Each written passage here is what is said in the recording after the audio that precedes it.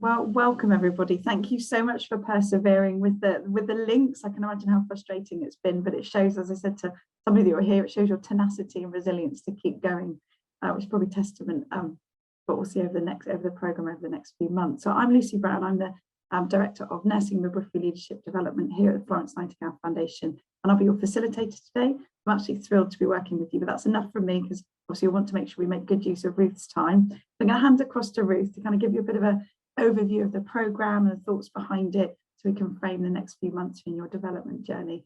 And then we'll hand across to Gemma, wonderful Professor Gemma Stacey here as well. I'm going to hand across to Ruth quickly, and then obviously she's got a busy schedule, and then we'll get on with the rest of the day. Thanks, Ruth. Thanks so much for joining us. Well, thank you for inviting me, and welcome everyone. And I really hope that you enjoy this programme and get the most out of it. It's been a wonderful collaboration with the Florence Nightingale Foundation to be able to offer you this programme, and it's really very unique. And what we absolutely loved about it, Lucy and I, was the opportunities for you to step into that leadership space with a really sort of supportive network behind you.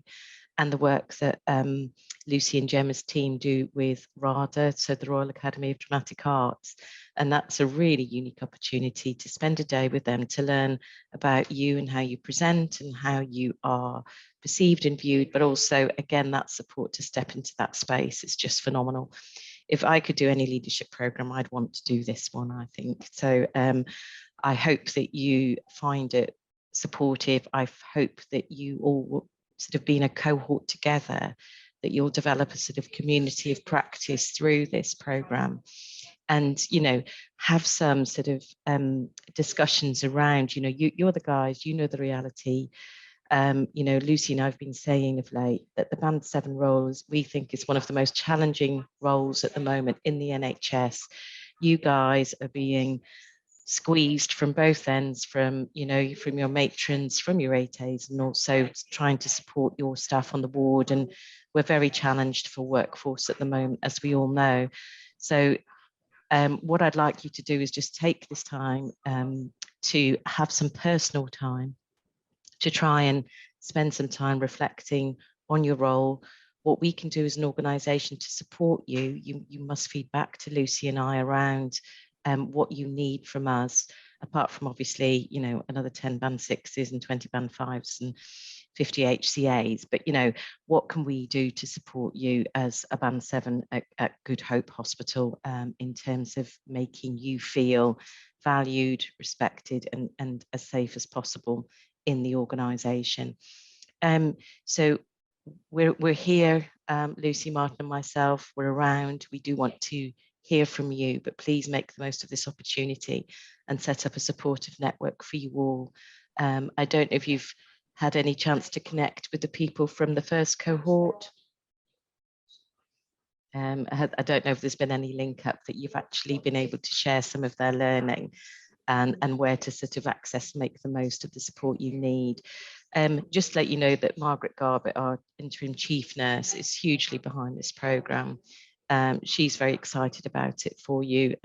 She wasn't so keen on the RADA stuff as Lucy and I, but she was definitely very, very keen for you to engage with us and have this support and have this opportunity. So the organisation is totally behind you. We'd like to hear from you, and please make the most of the opportunity. Thank you so much, Ruth, and thank you so much for joining us in your busy schedule. I appreciate you've got another call at 10, so thank you. And just for those of you that come in a bit later, we've recorded this, we can share this with your colleagues, so just to make you aware as well. Thanks so much, Ruth. Thank you. Yeah, thank you all. Enjoy your day.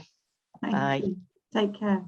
I'm going to hand across now to Gemma, because Gemma's obviously limited on time as well. It's a real privilege to welcome Professor Gemma Stacey, our Deputy Chief Executive here, Executive Officer here at the Florence Nightingale Foundation.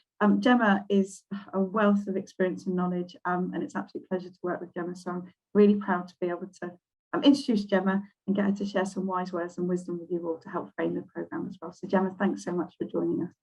Oh, thanks, Lucy, and it's absolutely my privilege to have the opportunity to connect with you at this point in your programme and at the start of your journey and relationship with the Florence Nightingale Foundation. So the first thing I guess I want to say to you is that we recognise that taking this time out of your highly demanding roles and schedules won't have been an easy undertaking, and that we want to ensure that every single moment that you spend with us over this next 6 months is valuable to you. And the most important aspect of that is that this programme, as Ruth said, is a personal development programme. So it's very unique in its offer, that usually when you come on professional development programmes, there's a real sense of, what am I doing for the organisation, and how can I more effectively perform within my role, learning some additional skills and competencies, sometimes around leadership, but more often around specialist practice.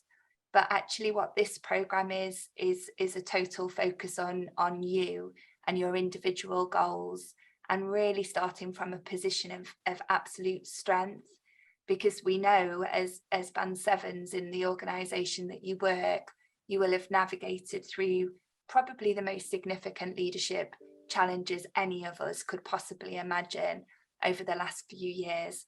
And some of you may even be new into these leadership roles during that period. And so there's no doubt in our minds that you are 100% competent, capable, and I would imagine outstanding leaders in your own right.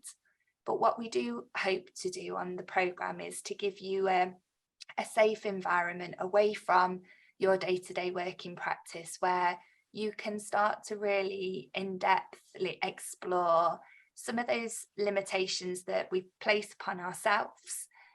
So for some of us, that's around confidence, imposter syndrome, those kinds of things, but also those limitations that are placed upon us as nurses.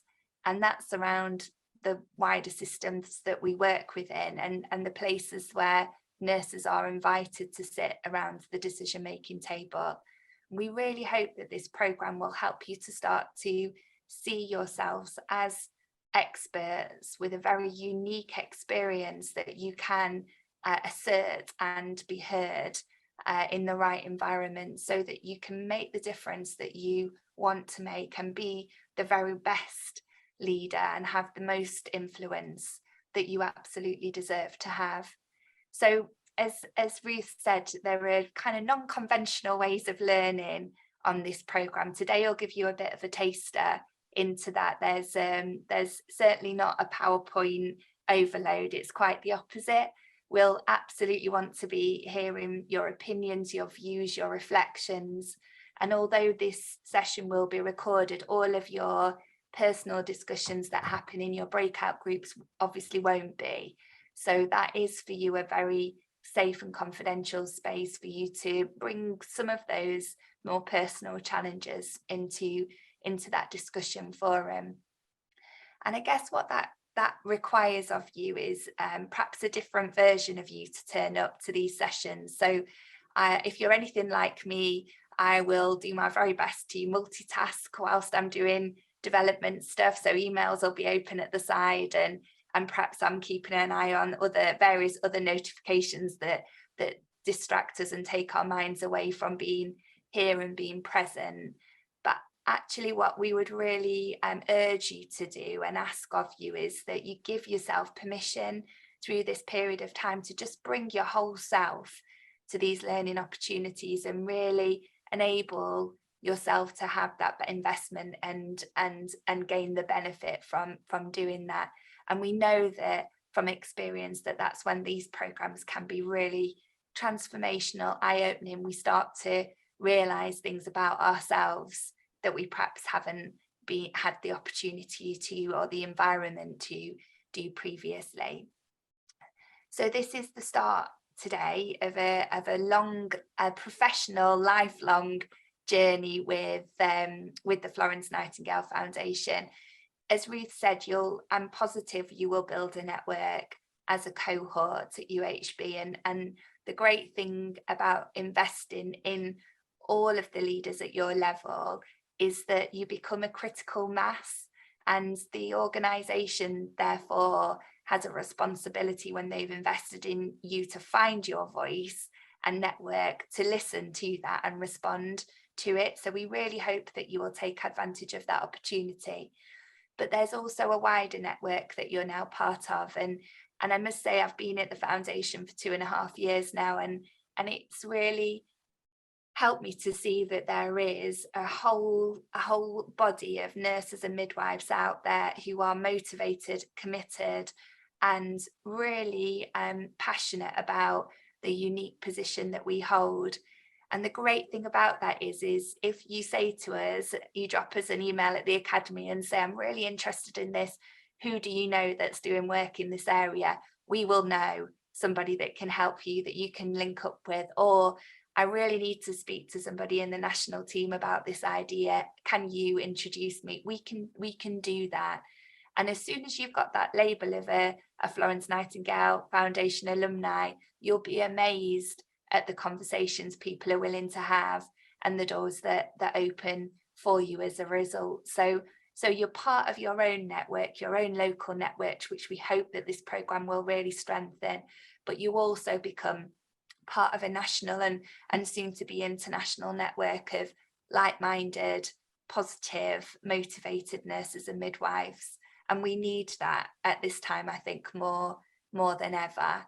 And one of the things that I think is always, for me, the greatest outcome of these programs is people will often say, I'd lost my way a little bit in my professional journey. And some will even say I'd really lost my love for the job. I'd feel worn out and tired by the expectations and the demands. But what the programme enabled them to do was reignite that love and that passion again for the role and find a new lease of life with new direction and ambition for where their careers can take them.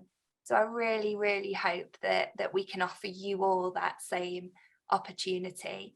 And I will really look forward to hearing from you at any point that you think it would be helpful to get in touch, please do.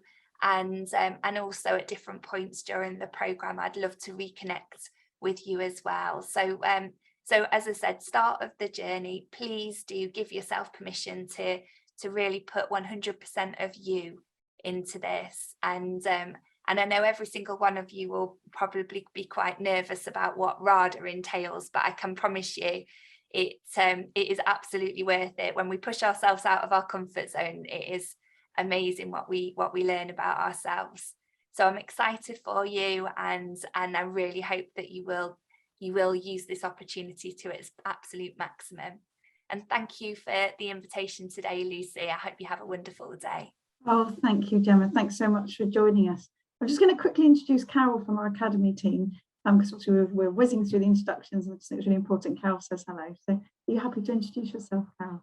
Yeah, hi, I'm Carol. I'm one of the coordinators for the admin team. So if you have any problems or questions along your journey, I will try and answer the emails and phone calls as best I can. So just give me a shout if you need anything. Thanks, Karen. Carol's part of our growing team within the Academy, who are here to support you. So if you need any information about any details of the programme, let us know. Well, apologies there, not having a great start. I'll be back again. So I noticed that Simone's joined us. Welcome, Simone. If you're able to turn your camera on, that would be really great. We do want today to be interactive. Just want to check, Karen, did Gemma leave the meeting and Stuart as well? Because I didn't know if they had issues with the connection, because they're both due to join for a little bit longer. Are they both? I'm not too sure, they've dropped off. Sorry, I'll admit them if they come back though. All right, lovely. Okay, that's grand. Anyway, good morning, everybody. Good morning, Simone. So we've got a really great morning planned for you, really interactive. So please do come. You're going to feel slightly out of your comfort zone at times. I just want to check before we get started, if you'll manage to do your personality preferences, the Mbti assessment, lots of nods. Good. We haven't sent you the assessment back, so we're going to go through all the information, and then we share it with you at lunchtime for you to have a read and really start to explore yourself further.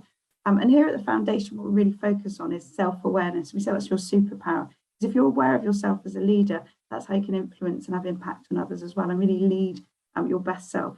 And we'll go into a lot more in that in more detail today. So I think I'm just checking we've got everybody. Haven't lost anybody, Carol, on the way. Just to check we've got the seven individuals. No, looks like we've got everyone that I think has come. Great stuff. Okay. If you're aware of any colleagues that couldn't make it or couldn't get the link, please do share. Just to Simone for your information. Zoom had some issues last week, and I think many of their links have been corrupted. That's why we've had to resend it. So thanks to each of you for persevering, which I think is testament to probably your leadership styles, isn't it? That resilience and tenacity that you clearly all have. So as Gemma said, this is here to support you, take advantage, really grow. We don't feedback formally on your development. Obviously, we go through the quality improvement project at the celebration event, but this is really a safe space for you to grow and develop. I know we're recording today because obviously a lot of people couldn't join us. We want to make sure they don't miss out, but we'll put you into breakout groups so you can have really honest and open conversations with one another, what the challenges you're facing, you know, more about yourself, how you can really do some self-discovery. And that's the theme through the entire program. Gemma touched on the power of networking. You know, you as a cohort will be really, really close. This is the beginning of a really exciting journey for you.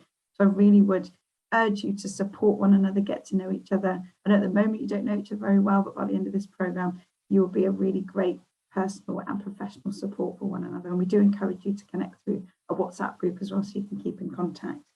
The wider context as well is that obviously you'll be part of the FNF alumni, so which is just an amazing community. I was a scholar with the FNF about 6-7 years ago, and I just really echoing what Gemma said just now, is I didn't realise the power of the network. I was quite naive, I think, 6-7 years ago, that actually together we can, you know, we're greater than the sum of our parts. So working together, sharing best practice, sharing learning, supporting each other, giving each other nudges, and how we can be even better leaders to support our teams more effectively and grow as individuals as well.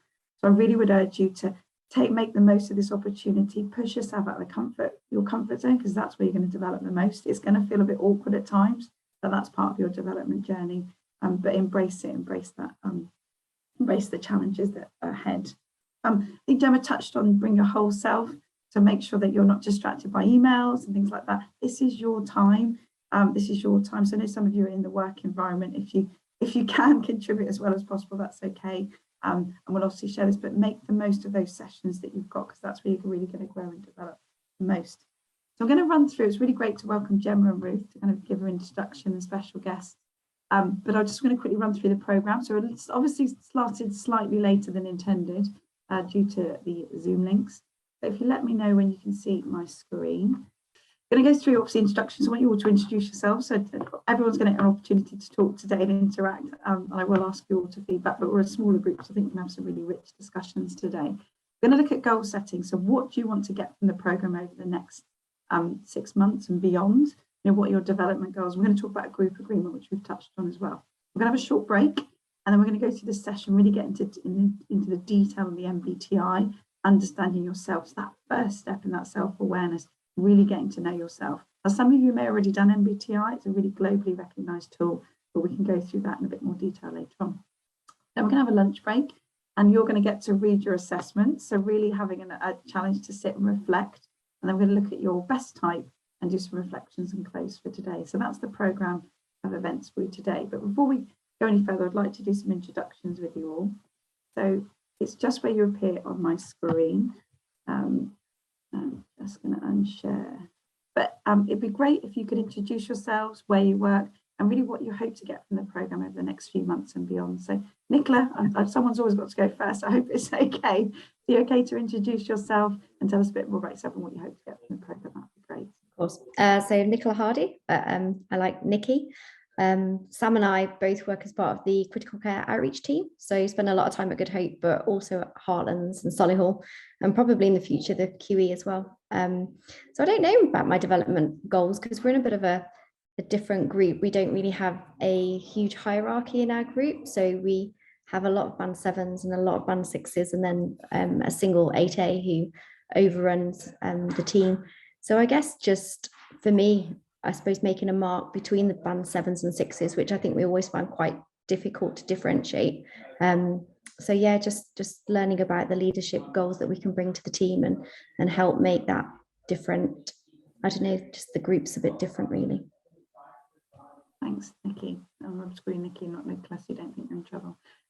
Good stuff. But thank you, and thanks for going first. It is always a bit tricky. But actually what's interesting is you can use your communication style to support your teams more effectively and advocate for them. And it's not always about, I think we always maybe traditionally think about development as being that next role, that next career move. But it's actually about developing yourself in role. So that's great. Thanks, Nikki. Sam, over to you next. That's where you appear on my screen. So welcome. Hi, I'm Sam and I work with Nikki. Me and Nikki, our role is quite strange. Although we're band 7s and we lead from sort of nights and day shifts, we've never really been given control like a proper band 7 would. We don't run a ward. But our 8A, who's got a lot on at the moment, has started giving us little things to do. So this is like quite a new role for us to have to look after sickness, look after the off duty. So this is quite exciting for us because we can start to develop, because really this is new. Even though I've been a band 7 literally all my life, I feel like 20 years or something, I haven't really been a proper band 7. It's very different from a ward role. But well, I guess there's a lot of hierarchy, isn't there, within the NHS and the systems, but you've been a leader for the moment. We stepped out, kind of, we're all nurses, aren't we, together? We've stepped out onto the wall, we're advocating for our patients, we're role modelling. So I guess it's developing those skills.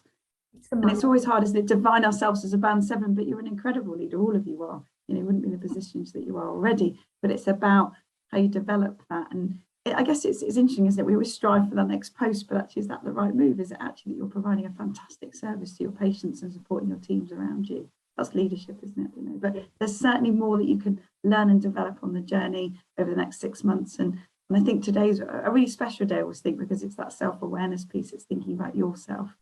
You'll take some really great skills away and tips, things that you can apply in your personal life. And I'll share a bit more about that in your professional as well. So getting to know you. So it's great. Thank you so much, Sam. And thanks for persevering, everyone. I know it's been a bit tricky start, so thank you. Monica, welcome. Hi, Monica. I manage the Paediatric Assessment Unit at Heartlands Hospital, along with the Children's Assessment Unit at Good Hope Hospital. We're just about to embark on a student-led ward starting next Monday for Good Hope. So it's going to be a total different way of working and managing. It is only currently an 8-bedded unit with 2 registered nurses, but we're about to be bombarded with about 20 students, which is great. For a different style of learning and progressing. So that's going to be obviously a new challenge for me. Then at Heartlands, I've got a very different challenge. I've got a 16-bedded unit with a 5-seated area, which poses a very, very different working challenge. I manage one team that work across site. So it's actually overall quite a big job. I've been given another band 7 to support, which has been fantastic. It's the first time I've ever felt some success in the job, but we're doing a lot of clinical work at the moment, so we're not actually being able to be managers as such. We're actually out supporting clinically ever such a lot. For me is to get the best out of it and engage and learn from what other people are experiencing or going through in their roles, and how we can get the best out of the job, really. Brilliant. Thanks, Monica. And sounds like with the changes, there's got some challenges and some conversations to have to lead your team effectively. So this course will complement that and help you to kind of navigate that journey. I think I've facilitated a course last week for I think half of the 40 individuals have transitioned into new roles. And so it feels like you're transitioning into a new role as well. So it'll certainly help you and equip you with the tips and skills that you need and to develop yourself even further. So thank you. Thanks so much. I'm a children's nurse too, so that's quite nice. That helps. So Amaya, I'm sorry if I've said your name incorrectly. Please do let me know if I've said that correctly, but it'd be lovely to hear from you next. I know your camera's not working, so thank you for joining us. Yeah, my name's Amaya Raymond. I am the new manager of Gynae Outpatients, and I work across the site. So I'm at Good Hope, I'm at Heartlands, and at Solihull as well. The services across the 3 sites. So yeah, my goal is just to establish myself as a new manager, establish my role, because I'm kind of just learning things as I kind of go along and things like that. Build like a trust and relationship with the staff who I've got now. They've had a lot of changes as well recently. Across all the sites, I have like a band 6 who is there on day to day, and I will fill in. There's sometimes challenges with staffing, which is common. because I'm sure everyone's aware of that. Yeah, so I'm just trying to learn new skills and learn a bit about myself, about my kind of leadership, what do you call it? Oh, you're still there. Oh, like leadership, just establish how I lead and things like that, and learn new tips and tricks. Yeah. okay. Well, we'll certainly go through that today. And you've got an amazing program. So we start obviously today with the self-awareness, then we build on the emotional intelligence. We're going to RADA and looking how you show up, that impact and influence you can have. And you will feel uncomfortable, I'm not going to lie to you. I'll share a bit of some insights a bit later on through today, but RADA is a really great program that we partner with, and it's bespoke for nurses and midwives. And then we go on to the King's Fund as well. So you'll get the experience kind of stepping into authority and really starting to think about how you manage your teams. So that's great. You've come to the right place. So it's lovely. Welcome today. So Justine, you're next on my screen as I move across. Hi, yeah, I'm Justine, but yeah, normally get called Just. I've just got a Band 7 role, paediatric high dependency unit. So do work quite closely with Monica. Yeah, I'm part-time, so kind of had a baby, come back as a Band 6, and then went for a role in another role, but then ended up getting the HDU lead. But luckily enough, I job share it with a colleague who's been there for a very long time. Yeah, so for me, it's all very new. It's all very daunting.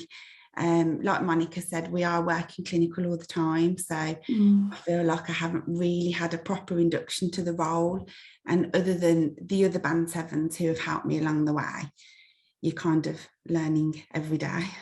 But yeah, get to work with the critical outreach, and I think Nikki, we met Monday, didn't we? Yeah. Oh, lovely. So that's all new, learning new faces from other teams.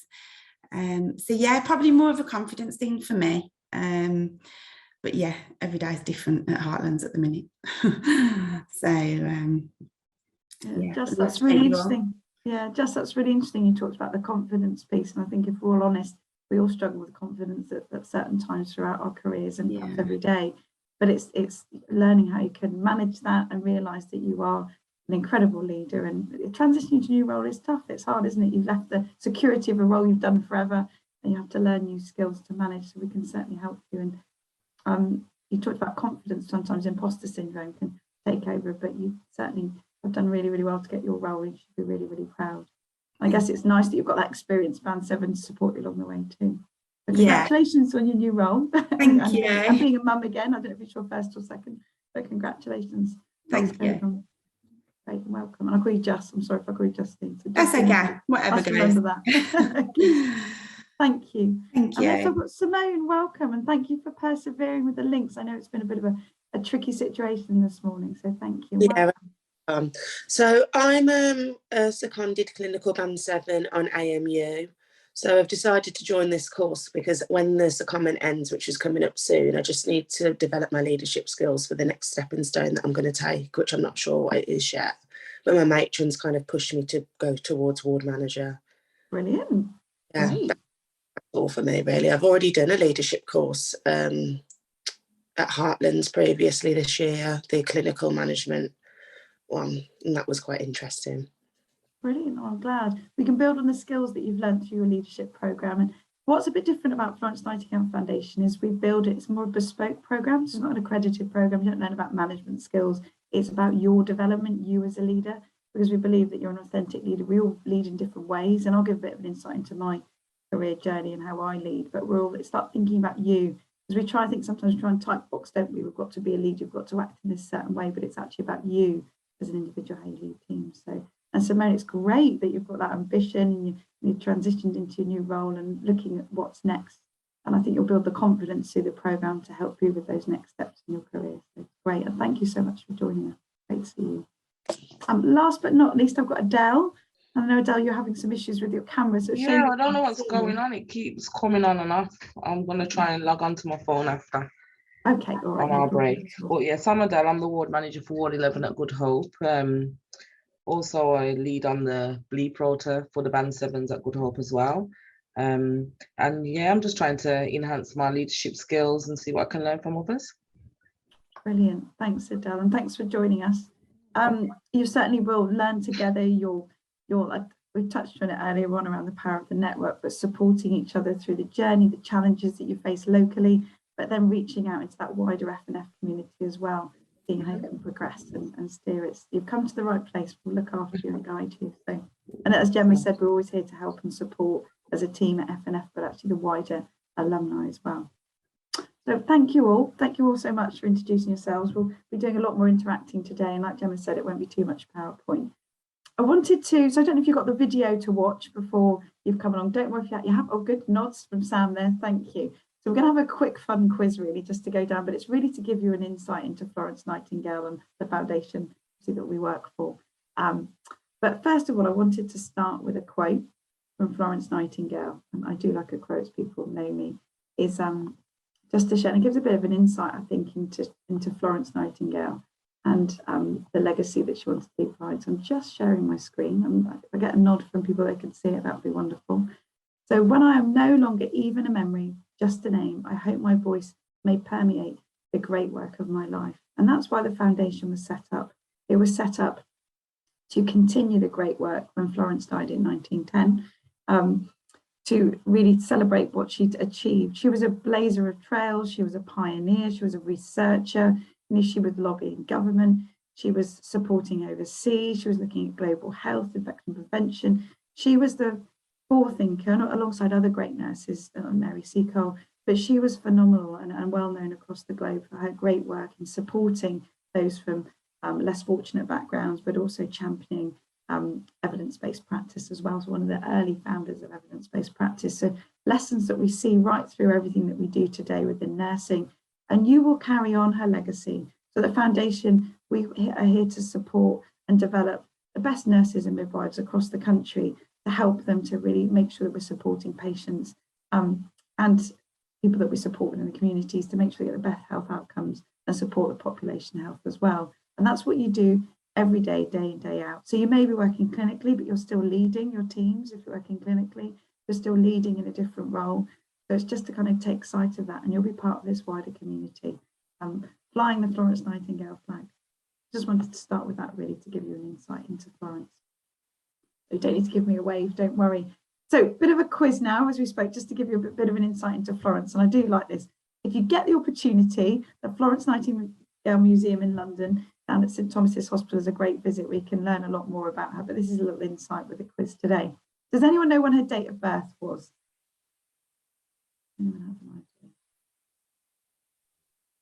Sam, I think you said you were, or Simone looks like she's going to come off mute to tell me. Not sure. I put you on the spot then, didn't I? Sam, have you got any idea? 12th of the 5th, 1820. Oh, well done. Sam's on it today. Well done, Sam. Absolutely. 12th, 5th. And anyone know what the relevance of the 12th of May is? An extra bonus point. Is it nursing? International Nurses Day. Brilliant. Yes, it is. It's International Nurses Day. And that's why, because it was Florence's birth. And what's fantastic, as part of your programme, you'll be able to attend the Westminster Abbey service, which is in and around the 12th of May, depends on the Archbishop at Westminster Abbey, where you'll come together to celebrate the success of your programme with your fellow UHB cohorts 1 and 2 as well. And you'll come together in May to celebrate. It's 2,500 nurses and midwives come together in Westminster Abbey to celebrate our profession.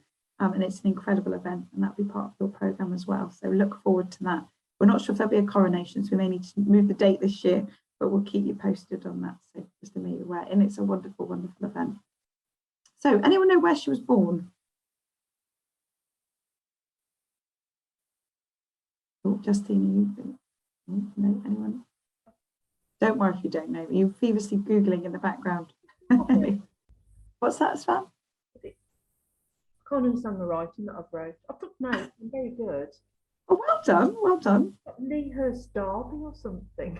Well done. Save that one for a bit later. Save that answer for a bit later. I thought it was Well done. Italy. Italy. Yes. Well done, Nikki. And who else said that as well? Was that Amaya? Amaya, I think your camera just came on there. We saw you momentarily, which is wonderful. I hope you're still there. Italy, I'm going to help you. Florence, so she was named after the place she was born. So well done, Nikki. Yeah, Nikki. And it was Florence in Italy. She was born, which is a beautiful name, isn't it? Her sister was born in Naples. So she's Naples Nightingale, which is quite a nice name. But long before the Beckhams, the Nightingales were naming their children after their place of birth. So there you go. Bit of an insight there. Some of you may have trained here, I don't know, but what was the institution that she founded? I've given you a clue there.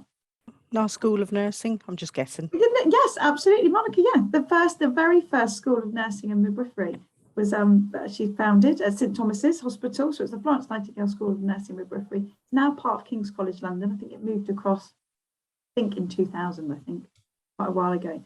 But actually, she set it up. This is kind of testament to her character. She set it up to give people from lower socioeconomic backgrounds a chance of an education. And back then, the South Bank in London wasn't a very affluent area. So she wanted to give people an opportunity to do education and to help others. So the first cohort of nurses and midwives at St Thomas's was made up of drunkards and prostitutes, none of which I fall into, just in case you're wondering, but that was the first cohort. But isn't that wonderful that she was there to support, give people an opportunity to develop further? And I just think that's absolutely wonderful. And that's what we try to do, is actually make sure that all our programs are equitable, that everyone can apply. And once you've been through the Florence journey, there's other courses you can apply for as well. So this is the first step in lots of opportunities for you all as well. And our scholarships are incidentally open at the moment for Band 7s. So if you're interested, have a look on our website. I can share the link with you as well. So there's wonderful St Thomas's. If you ever find yourself in London, as I said earlier, the Florence Nightingale Museum is based at St Thomas's, which is really interesting. I only went for the first time in May, and it was really, really, I learned lots. And also the COVID memorial, kind of speech memorial wall is actually at St Thomas's as well, which is worth a visit down on the South Bank. There you go. So what did she invent to show her health data? What do you know? I didn't know this before I worked for Foundation, so we'll let you off. So it was actually the coxcomb, which you'll recognise when I show you one of the early pie charts. So before any of our medical counterparts, Florence was actually demonstrating data in an infographic, an early infographic, to demonstrate evidence-based practice. So what she noted from her studies, from her research, that actually the soldiers that she was treating were dying from preventable contagious diseases rather than their battle wounds. So actually used this to demonstrate that. And interestingly, she was the first woman, not one, she was the first woman to be invited to join the Royal College of Statisticians because of her work in research and evidence-based practice. So really paving the way, which is just phenomenal, isn't it? There's more about that if you wanted to learn at the museum, and obviously you can read and Google on her as well, which is amazing. So I'm going to look to Sam for the answer to this one. Where was her childhood home? Not too far from you guys. Well done, Leah, in Derby, well done. And you can actually stay there if you wanted a weekend away. You can stay in a childhood home. It's beautiful, isn't it? What a beautiful home. She has, because she was from quite an affluent family, she had two homes, one down in Hampshire and one up in Derbyshire as well, so not too far from you, and Hampshire's not too far from me. But interestingly, I was thinking this is quite a fascinating fact. So Gemma, who joined us, lives in Derbyshire. She's our deputy CEO. And Greta, who's our chief exec, lives in Hampshire. I like to think they're on modern day Florence Nightingale, those two, so they live right near our home. I think it was quite a nice connection. So well done, you've answered all the quiz. I want to just share the next slide with you, which shows this is the Florence Nightingale commemoration service that we run at Westminster Abbey, as I spoke about earlier. And what I want to show particularly, I want to draw your attention to the picture on the left, which is what we aim to do here. And something, I guess, a plea that I say to all of our delegates and participants on our programmes is at the front, you'll see one of the military nurses is carrying the wonderful lamp, which is a symbol of knowledge, education, experience and expertise, is carrying that lamp down the aisle at Westminster Abbey. And actually behind it is showing that that's the scholars that are coming through. And then they hand that lamp across to student nurses and midwives that are coming through to demonstrate that passing of knowledge, bringing alongside nurses and midwives to learn and develop together. So Monica, really, really testament to your role that you've got these student nurses to come and work with you, that you can share and impart that knowledge, and which Florence really wanted to do, is really share and ensure that we're bringing on that next generation of nurses so that we can obviously progress and develop more for ourselves, but also for our patients as well. Just something to share there, something to take away. And incidentally, if you're interested, that's just a lamp, kind of aesthetic. The actual original lamp, which is in the museum, is actually a concertina lamp. I don't know if you've ever seen it, and it's in a glass box. So if you're interested, I got terribly excited when I saw it. I said, that's the lamp. So there you go, a bit of an interesting fact. So that's enough about our quiz. I hope you found that useful, and it gives you a bit of an insight into Florence's character. Challenge, be bold, put your head above the parapet, share your knowledge and expertise, but also make sure you take every opportunity that comes your way. I think that's what's really, really amazing about Florence. So I want you to think about your hopes and goals. We've talked a little bit about what you were hoping to get from the programme. I want you to reflect a bit further in groups. We'll pop you in a breakout group in a moment. But while I'm talking, I wanted to share my kind of development journey and leadership journey, which hasn't been linear, has been a little bit eclectic, I think some people say, but I thought I'd share the insights and challenges I've faced along the way to maybe help you think about your hopes and goals and what you want to focus on over the next few months and beyond. And then also think about, we'll put you in a breakout to think about the group agreements, how you're going to support each other to develop together, if that's okay. So I'm going to talk for a few moments. So I like this diagram because it kind of demonstrates my career to date. So I'm a paediatric intensive care nurse by background. That's why I think if you cut me open, I think that's probably what I'd be in the core. I still relate to it now. I haven't been working in that environment for a couple of years now. I'm going to tell you a bit about my career journey. It wasn't an obvious route into nursing. It wasn't something I wanted to do when I grew up. I didn't really know what I wanted to do, if I'm honest. I was always quite good at maths. So I really focused on that. And I ended up after school going to work in a bank, which people who know me will think, what on earth, Lucy working in finance? It really didn't suit my personality at all. But it was a good job, and I didn't want to I wanted to make my family proud. So I went to work in a bank. So I left school, went straight into that. Pretty soon after, my mum became quite unwell, became quite ill, and I'm from quite a traditional family. My dad couldn't really boil the kettle or anything like that. So I stayed at home and looked after my mum and became a carer, which I thought was an absolute privilege. And my mum brought me into the world, and it's my job to kind of take care of her. And through that experience, I noted that I really liked giving back and looking after others, something I'd never kind of had insight.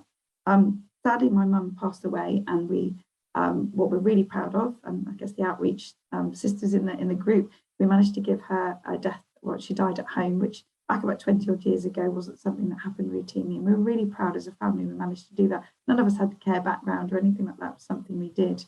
But in that moment, I realised that's something I really, really wanted to do. I wanted to give back. I wanted to take care of others. And that kind of gave me that focus and interest to retrain. So I took the advice of kind of counsellors and said, don't make any life-changing decisions. I was quite young. I lost my mum when I was 20. So I saved like mad, and I put myself through uni. And I grew up in Cornwall. I was a real country bumpkin. I think I've been to London once or twice before on school trips, but never been. But I got a place at King's College London, as I said earlier. And I remember long before Google Maps, I had my A to Z, and I got lost coming into London. So it gives an insight. I was absolutely ridiculous, but I persevered and I kept going. And I started at King's College London. And it was the best decision I ever made to go into nursing. It was absolutely incredible. I'll never look back. I did my rotation. I worked at Guy's and Tommy's, so I was quite lucky to work at Guy's and St Thomas's at the Evelina, which some of you may know, and trained there with some incredible nurses that just inspired me. And I wanted to be like them. They role model. They were incredible leaders. They were compassionate and authentic. And I think having those amazing role models that you can aspire to be like really helped me along my way. I worked in paediatric cardiac unit, neurology, did a bit of renal, but I really loved intensive care. And that's where I kind of settled and where my career really was for 15 years or so. So I worked at the Evelina in Picu, and then a move overseas was coming up. So I worked at Guy's and Thomas's for a couple of years, and then I moved overseas to Australia. Now the plan was to work and travel, but I landed a really great job at the Royal Children's Hospital in Brisbane. Some of you may know it. And working in Queensland was amazing. And I'll always be grateful for my time working overseas. It was scary at times, you had to swallow hard. It was a completely different environment to work in. I was fortunate that we spoke the same language, but it was very different kind of settling in a new country and certainly working in a different country. But what I feel very grateful for was Australia gave me the opportunity to develop. They paid for me to do my master's, which was something I never thought I'd even be able to do. And through that, I managed to join the retrieval team, which many of you will know within your roles. You pick up sick children from smaller tertiary hospitals and smaller cottage hospitals and bring them back to the main site for kind of treatment. So that's what I did. I was really pleased to have joined the retrieval team, and something I'm always really, really grateful for. And it's taught me an awful lot about myself, where I really started that self-awareness journey, really. Being part of the retrieval team was fantastic because of the mode of transport available. I didn't get to go in the back of an ambulance like we do over here. I got to go in planes and choppers, and I got to work alongside the Royal Flying Doctor Service. Got to fly around Queensland and beyond up to Torres Straits and Thursday Island and really amazing tropics, and pick up sick kids, and worked in kind of disasters. So the cyclones we used to have, we had to remember Mbti NICU once, and all these amazing experiences. Don't get me wrong, I was nervous as hell. I had imposter syndrome. I was, I'd feel sick when I went out. You'd keep that swan light going. You pretend that everything, like we all do in nursing. You pit your stomachs turning around. You think, no, I've got to do this. I've got to do this for my patients. And I learned an awful lot about myself through that process. That you just have to keep going, 1 foot forward, keep going, even though you may doubt yourself at times. And what I learned also about myself is, I know some of you are paediatric nurses who work in critical care, is that you have to build rapport and trust really, really quickly with your patients. And it's the whole family that you have to kind of engage with. And I recognised I was quite good at that. I was good at gaining trust and communicating. And that was a skill I kind of built on over time. Just wanted to share that insight with you. Don't get me wrong, there were challenges. There were days when things went wrong. You had to think on your feet. I think that's the great thing about bream retrieval. Nurse, you just have to think on your feet. Equipment might fail, the ventilator might break, and handbagging for the entire journey back, whatever it might be. But that gave you that tenacity and resilience to keep going. So I had my first child, my son. So I couldn't be flying all around the state anymore, so I had to be a bit sensible. So I went into my first educational role and leadership role, your traditional leadership role, because I think everyone's a leader and the foundation feels the same. And I recognised that because I could build rapport and trust, and I could communicate through the skills that I developed over the years, that I could actually lead really great teams. And I'm a real compassionate leader, so I listen, and I know that's my style, that's my authentic style, is that I really care about my teams, I advocate, and it's a real pleasure to be a leader. I led the team over in Australia, and I absolutely loved it. And I think that's where I got my love of education, was that I love seeing that spark in someone's eyes when they get a concept, when they share that knowledge and they see them teaching somebody else, or they're using that skill in a different way. And that's something that I really got huge fulfillment out of, is seeing others thrive, and stepping back and letting them take the limelight and getting them to take forward their ideas, which is just a privilege, isn't it? You give people a platform to go and develop. So a move back to the UK wasn't far off. I'd had my son and realised that I missed my family, so we moved back. And just purely by coincidence, this will probably make you laugh, it was no real judgment or career move on my part. I Googled nurse jobs in Dorset, because that's where we're moving back to be near family. And at that time, believe it or not, there weren't many children's nurse jobs within the NHS. So I went to work for Bupa. We had a contract to look after complex care kids in the community. And that was my first formal kind of regional role, really, where I was looking after teams of nurses and carers, looking after children with complex care needs within the Dorset geographical area. And that was great. That taught me a lot. Again, building on those skills of looking after complex families, looking after a variety of different personalities as a leader, which is always challenging at times, and getting to understand people's views and perspectives. From there, I think I did okay. I went on to take on larger regions, went on to take on the South West region. And being from Cornwall, that was quite nice. I got to go home and see my family a bit more. I didn't mind the travel down to Cornwall. And my region was from South Wales across to Swindon and down to Bournemouth and that whole peninsula. There's not many motorways. I don't know if you know that area very well, but it's not great for transport links.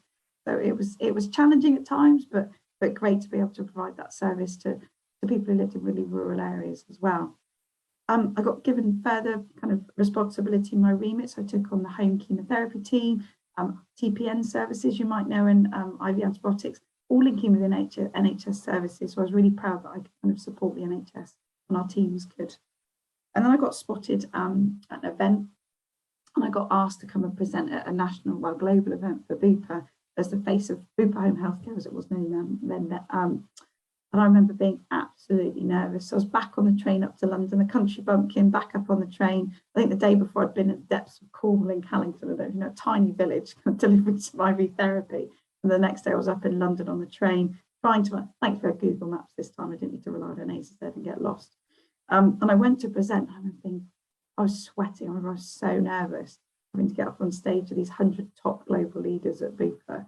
And do you know what I did? They asked me to present on how they could improve things. And I was brave and I was bold, probably a little bit bolshy, but I shared with them where they were going wrong. I did it in a in a thoughtful way, and I shared the reflections from my team, and I asked my team to say, how can we improve the services that we provide? And we did that, and actually I got a standing ovation from the team because I was so honest, and I thought I probably, might be getting my P45, but from that honesty, that actually they really admired that. So I would say, if you're thinking about challenging, sometimes do it. You can do it in a thoughtful way where you can help and support the team. And from there, I guess I got spotted, and I got asked to apply for a role within the clinical leadership team, which was in group then, and worked for Paula Franklin, who's still, she's the group chief medical officer for Bupa now. She's an incredible lady. Through adversity, but if you look her up, if you're interested, she's a fantastic role model and leader.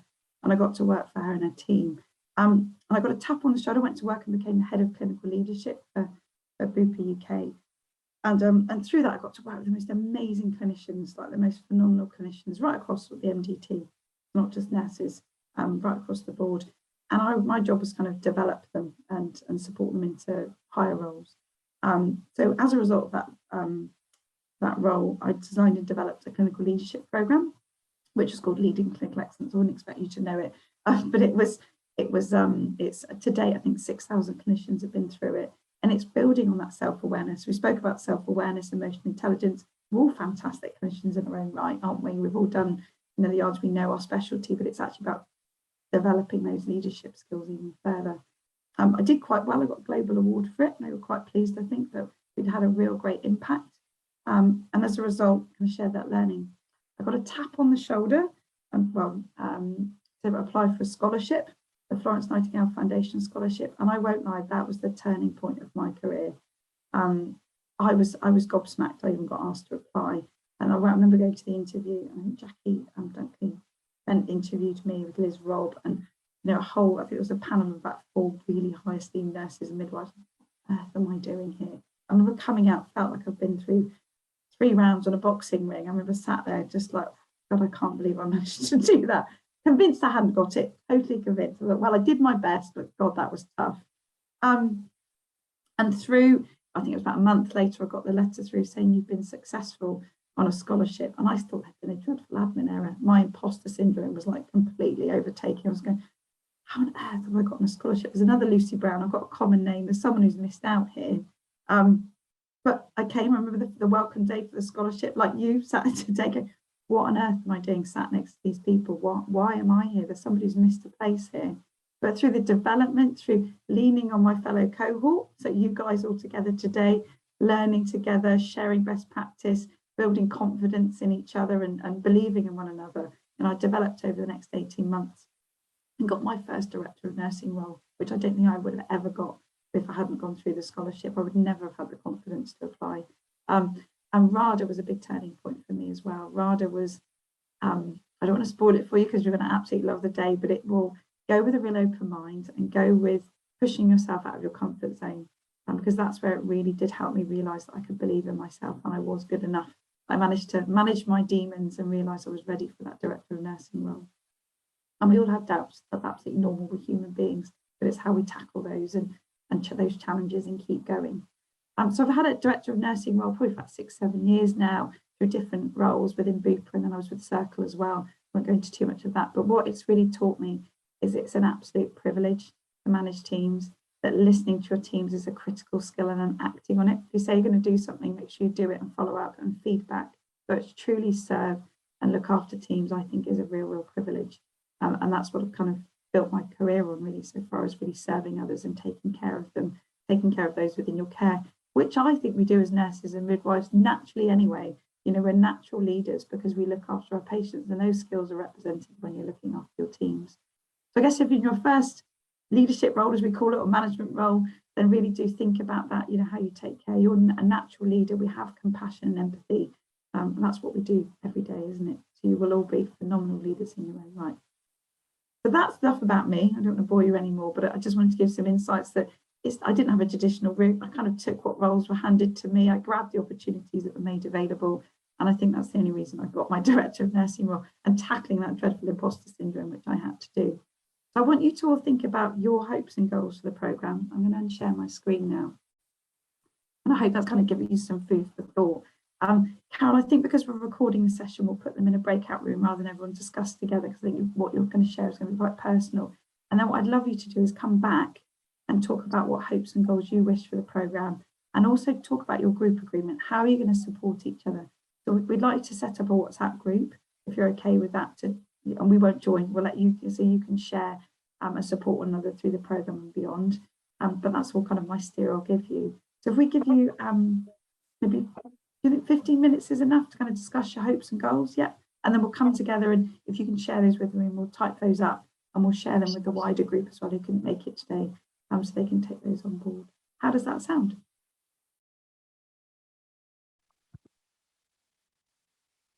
Welcome back. How are you all?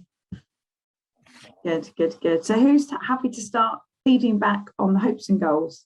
And I'm going to type. So what we do is we share the hopes and goals with all the associates on the programme, so we make sure that we're meeting your needs throughout the programme. So I'm going to be typing, so that's why I'm looking up on my other screen. I don't want to think of being rude.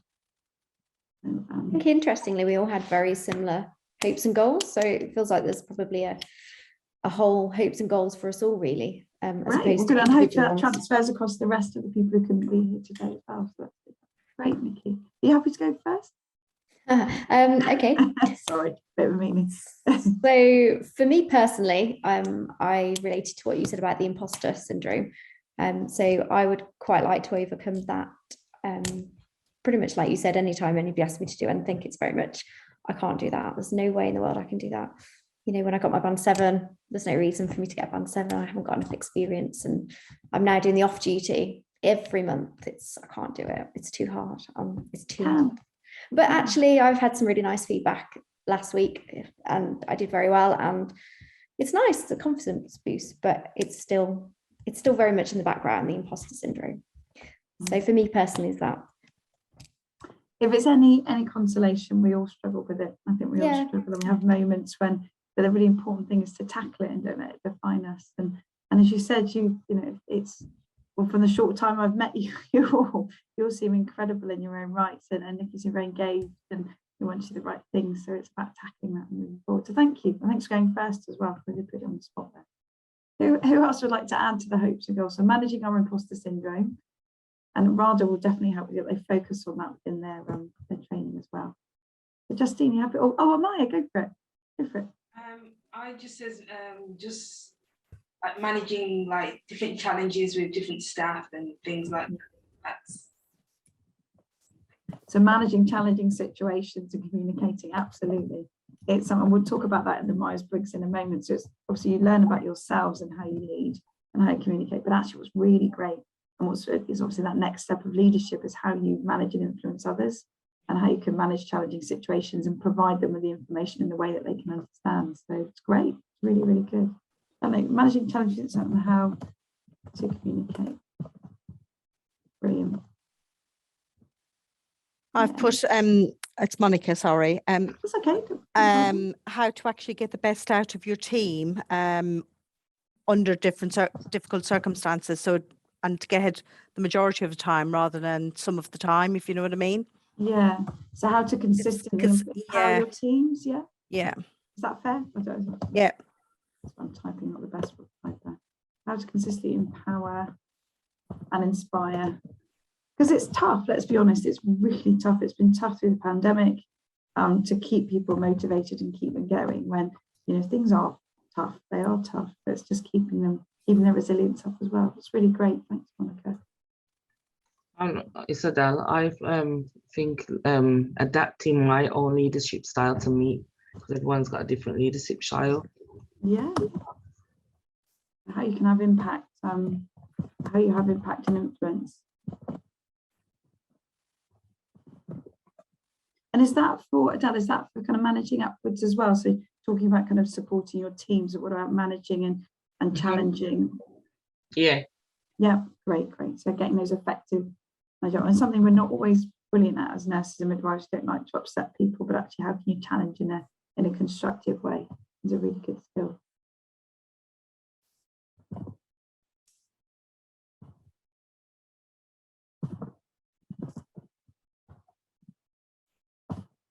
Brilliant. Okay. Anyone else want to add anything more?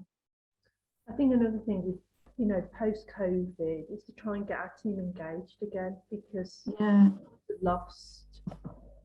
We've had a lot of well-being issues, and because we're in critical care, it's been difficult. I know it's difficult for everyone, and it's and you know, you're saying people have lost their way and they're not loving nursing anymore. It's trying to get them back. I think we might actually lose a few of our staff who really don't think they want to be in nursing anymore. And I think as a leader, we need to try and, you know, help them get that love back again as well, which is probably things that you wouldn't think you'd have to be doing. That's really, I'll paraphrase a bit. How can we help our teams fall back in love with the profession? Yeah. Yeah, it's true. And these themes are echoed. When I facilitate a lot of programs, and these are echoed across the sector as people are tired, they're exhausted. So it's how do you build that resilience and get them to love their jobs again? Because we love being nurses, but it's actually to show them and help them to guide them.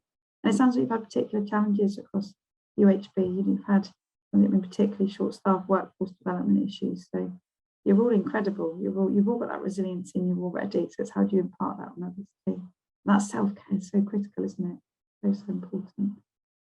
Great. I think everyone, Justine, we've not heard from anyone else like to add. I think that's a really great set of hopes and goals. That's actually one of the best I've seen. So great. We'll share those with the other associates. Then we'll obviously carry those themes to the rest of the programme as well. So thank you. And then just quickly onto the group agreement. So what have you agreed kind of amongst you? I led you already to say about the WhatsApp group. Is there any other areas that you wanted to focus on? Are you going to support one another through the programme? I think we've said that we wanted to learn from each other, obviously. Yeah. Listen, because we're all from such different areas. Yeah. So, and we've discussed already, Simone was telling us about suggestion boxes, and also we're already thinking, oh my God, that's a great idea, and you know, take on board what they're doing in their areas. Yeah, absolutely. Don't reinvent the wheel. If you can support one another and help each other in your roles. It's yeah, exactly what. So just learn from each other and share best practice. Listen to each other. Is it like in a confidence? Obviously, this is your confident, safe space where you can grow and support one another. Yeah, Justine, is that okay? Yeah. So, bye. You guys, yeah, that's fine. What a confidential space. Each other. I think that's so important, isn't it, to be able to speak honestly and openly with one another on the challenges that you face. It's critical, isn't it, for development. So, can I task someone with setting up a WhatsApp group as well? Would that be? Is everyone happy to take the mantle on that? So all you need to do is pop your email. I'm showing my age.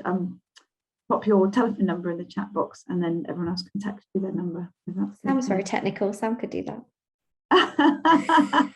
Nikki, nice delegation there. The art delegation. Just you heard. I don't mind. Thanks. Thank you so much. Thank you. And then as we get the other, so if you're listening on the recorded version of this, please make sure you send your number to Jess, and she'll add you to the WhatsApp group. There you go. I've not done a recorded one before, so there's anyone. Okay, great. So that sounds great. So learn from each other, share best practice, listening to each other, which is such a key skill, isn't it? Providing confidential space for each other, and setting up a WhatsApp group as well. So how does that all sound? Anything else you wanted to add in there about supporting each other as a group? No, that's good. There's no right or wrong. No? Okay, great. Well, you'll be pleased so you can have a bit of a break now. Go and grab yourself a cup of tea, stretch your legs, walk up. Try not to look at those emails. I'm just looking at Monica and Maya really because you're in the work environment. Try and resist the urge to look at those emails. Okay, go and get yourself a coffee. I know what it's like because I do it too. So, and should we come back at is 25 to okay? 15 minutes. Okay, for a quick break. Good. Okay, we'll see you in a bit. Stretch your legs. We'll see you in a bit. Feel free to stay connected because I don't want to lose anything. Just turn off your cameras and unmute yourself. That'd be great. The next session is going to be starting to look at our MBTI. I'm going to give you a bit of a background into the MBTI assessment and why we use it here at the foundation, what it's utilised for, and how you can get the best out of the assessment. And I think you've all completed the assessment so far, is that right? If you haven't, don't worry, sometimes the link can go into your junk. So we can resend it to you. We'll take a few minutes to do so we can do it perhaps on the break when we break at the end of the session. If you haven't done it, don't worry, we can sort it out. But it's really important to get the most from the session that you do complete it. So I think we've had 5 through. I don't know. I'll wait for Carol to rejoin us to let us know if there's anyone else. We can resend the links. Have you had any more through since we? No, we are still missing Monica and Justine. If you could send me an alternative email address to send the link to, or something like that. Sometimes it goes into your firewall of the NHS, it goes into a junk, so that might be. Yeah, I did do mine last night, Carol. Oh, okay. Can we check again? I've done mine this morning. Yeah. Is that like about yourself? Yeah. So yeah. I've done mine this morning. Brilliant. And Okay, so we'll double check it. That's good. Thank you. Good job we checked. That's great. Right. Okay. So we're going to talk about in the MBTI. So let Carol check, and then we'll go from there. They've not come through. Let me see if I can sort it out. I'll leave you to it and bear with me. Okay. If you could let us know as we go through, that would be great.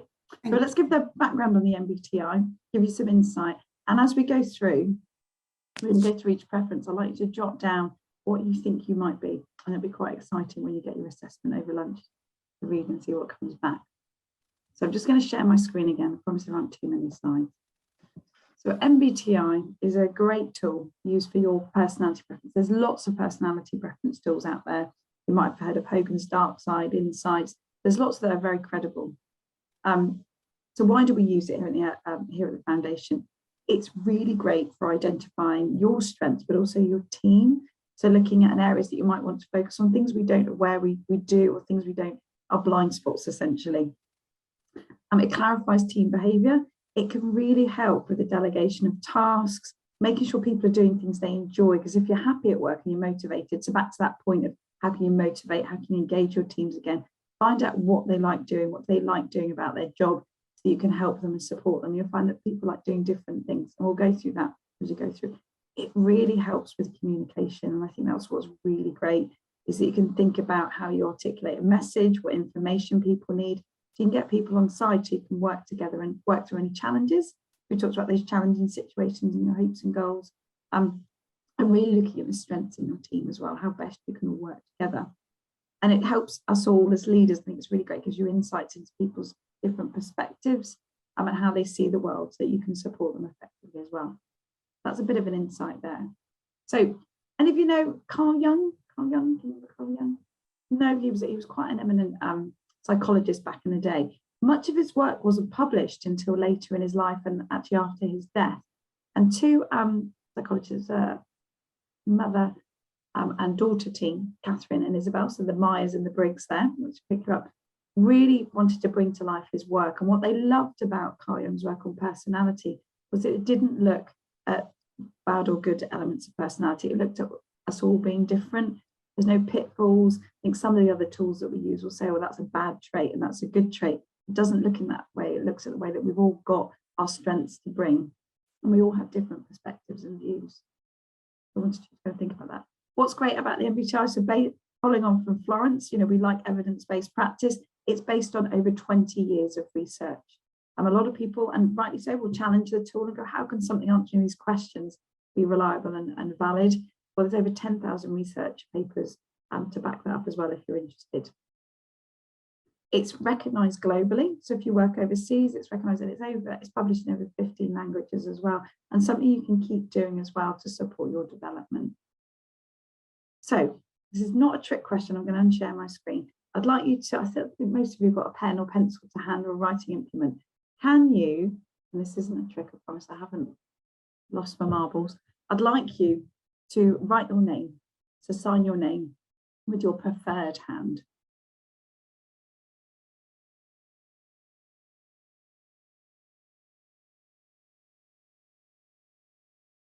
Okay, so how did that feel? Any words? Anyway, it's not a trick, I promise. There's no right. Normal. Normal, brilliant. Yeah, normal. Natural. Sorry, what was that? Natural. Natural. I think, Emily, did you say? Good. Good, great, good, easy, practical, normal, natural. Any advances on that? Well practiced after a day at work.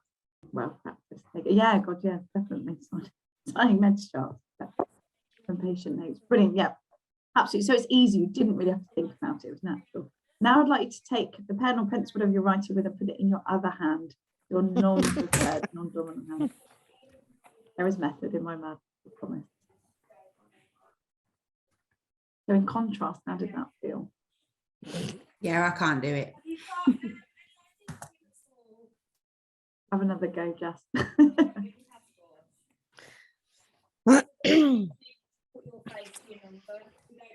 Monica, you're looking at your food. How did that feel for you? It's very wobbly. Wobbly, but you managed to do it. You managed to do it.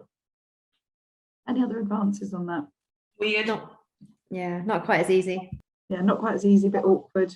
Absolutely. Well, this is what I wanted to do.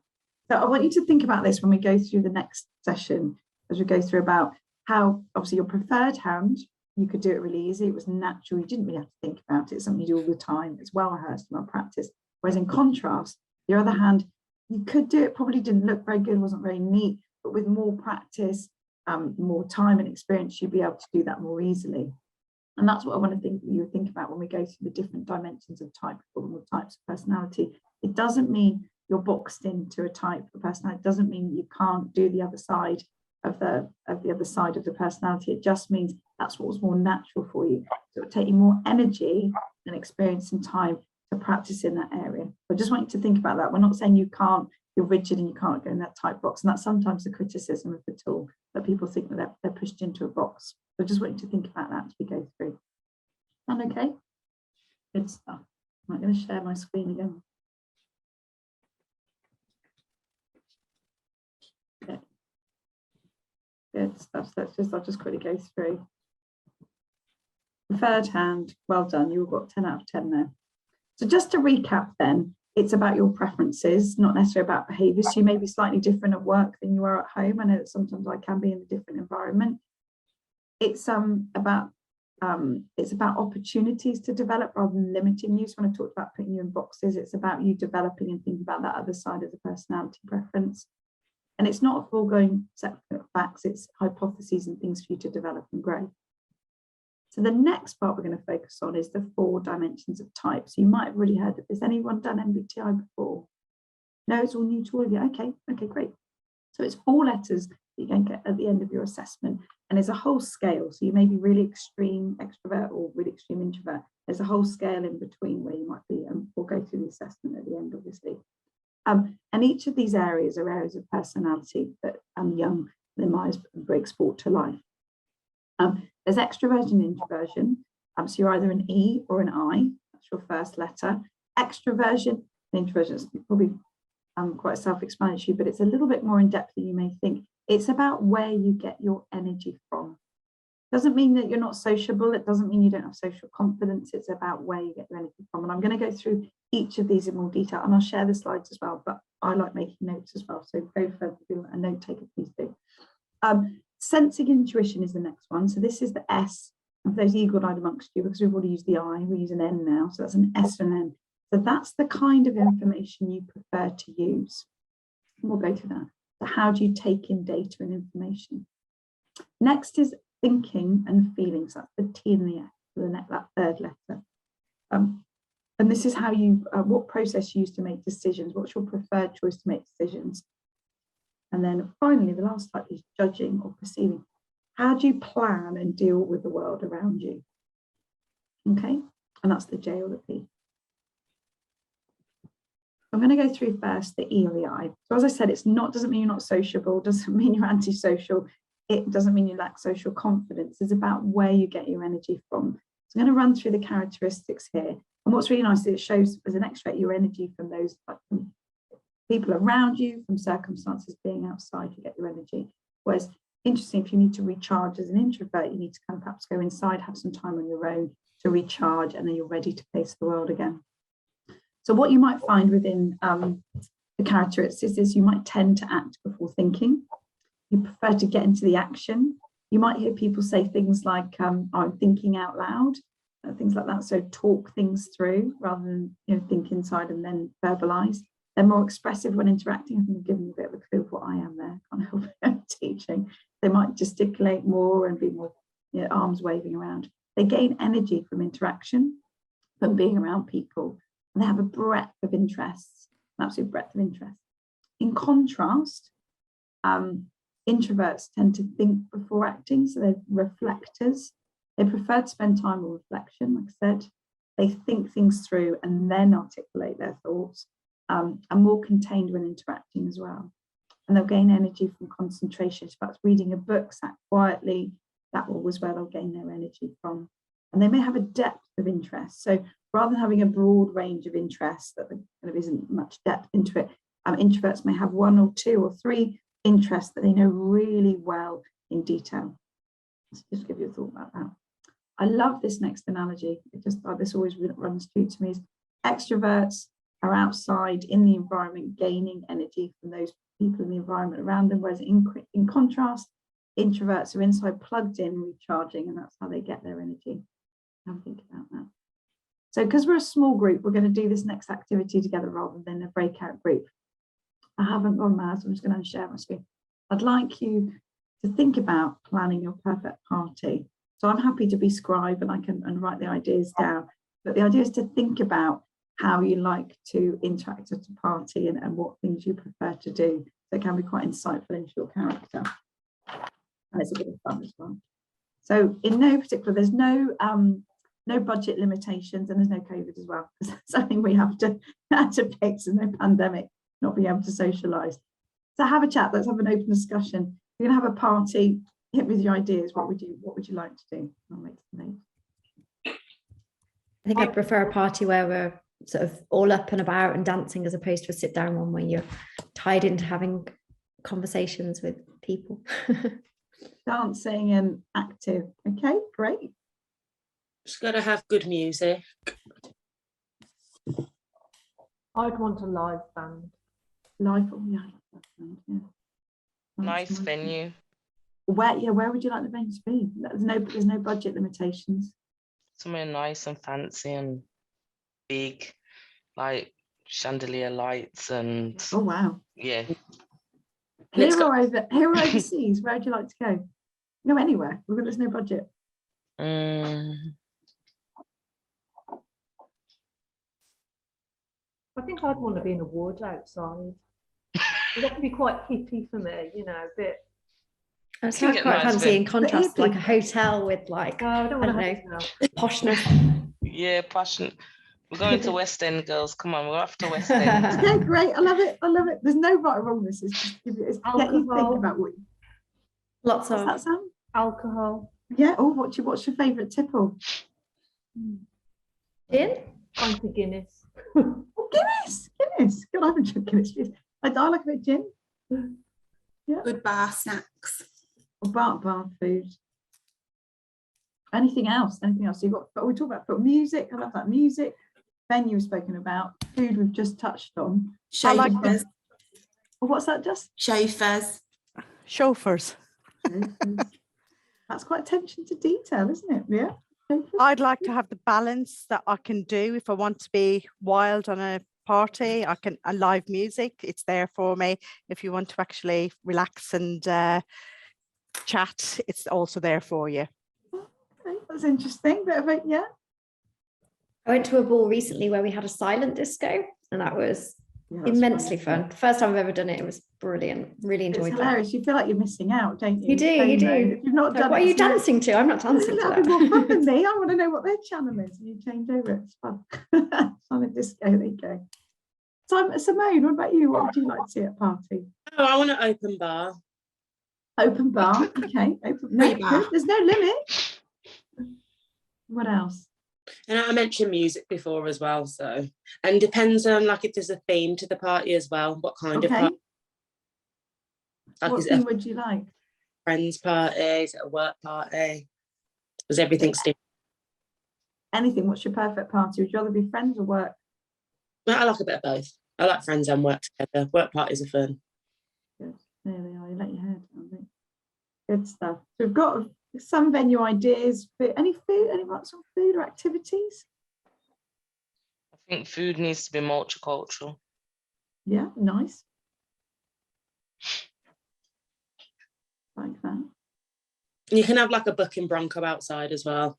I've never done that. Is it fun? Yeah. Good on you. Any other activities? Can have one of them 360 booths in the middle. What's that? I've not heard of that. You know, when it's like a circle and you stand on it, the camera goes round, but then when you get back the video, it looks like it's you dancing and going around. So. I've never seen that. Oh, that's 360. Okay, 360. Just give me some ideas. The idea of this exercise is to think about whether you want to be surrounded by lots of people having a great party, you know, lots of energy, which sounds like quite a few of you would, or you like to have relaxing. Some people like board games. We've seen themes of people asking for board games and activities where they can sit and kind of concentrate on a task. That's kind of a bit of an insight into your personality. And then you might be a mix of both. So you might actually be a bit of an ambivert in the middle, might not have a strong preference to E or I. You might be kind of sit within the middle. But it's just you thinking about the idea of it is a bit of fun, but actually to think about, you know, what would the perfect party look like for you. So have a little think about whether you think you're an E or an I, an extrovert or an introvert, where you get your energy from. Think about the areas we've just gone through and jot down on your bit of paper next to you what you think you might be. Okay, we're going to go to the next preference type now.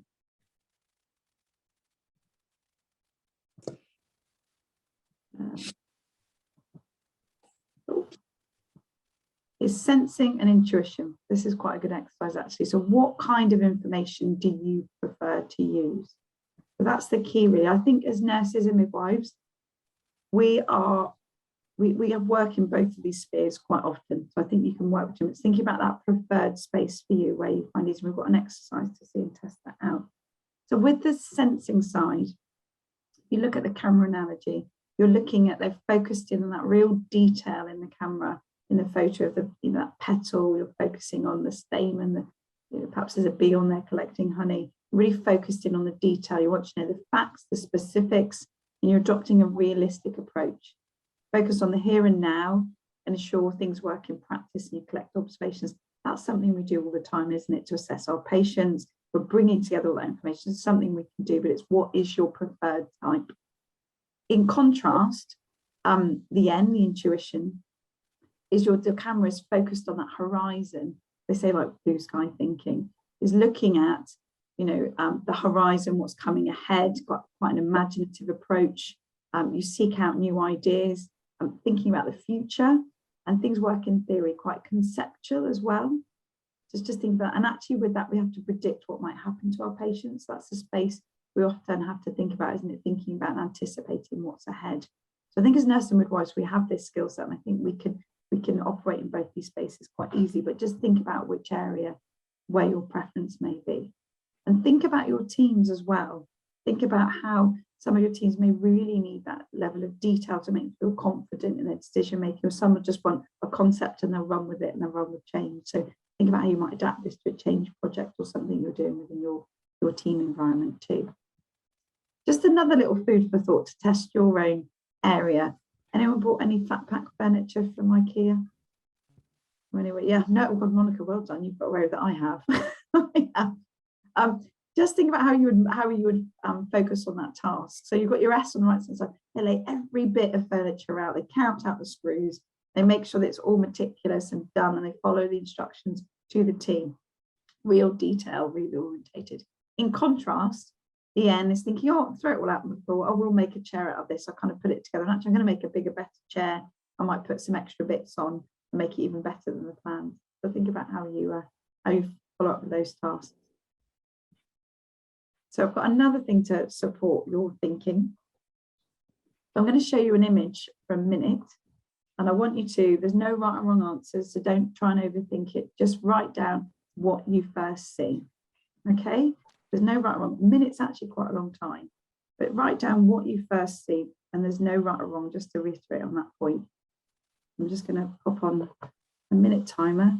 So off we go. Okay, who's happy to share first what they saw? I saw a girl looking into her, I'd say her soul. So quite a conceptual view. which is great, because that's your first kind of thoughts. Anyone else see anything, or do anyone else share what they saw? There's no She was right or wrong looking at answer. the stairs. I didn't really look at the other woman on the wall initially. I just saw her looking straight up the stairs. Like she's looking back, or like self-doubt on something. So thoughts and feelings, conceptual ideas, yeah.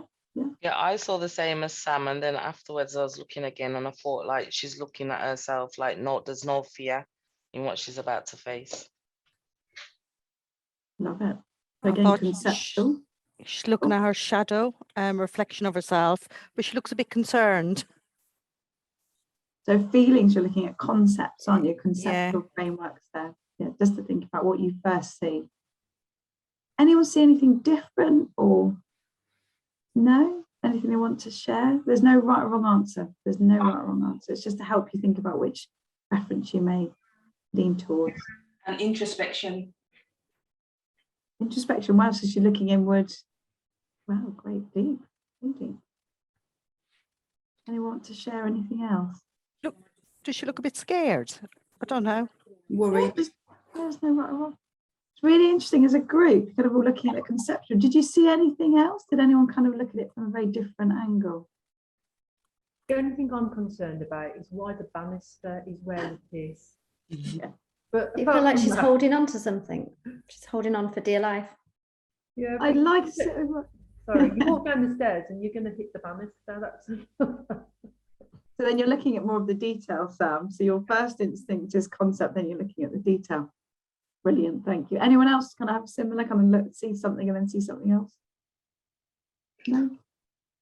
What we want you to think about is when we're doing that is, so some individuals, just that you can see my, they'll count the stairs. They won't see the concept or the fear or thinking ahead, that introspective that all of you have kind of described. So it sounds like a lot of you are natural ends. You've got that intuition.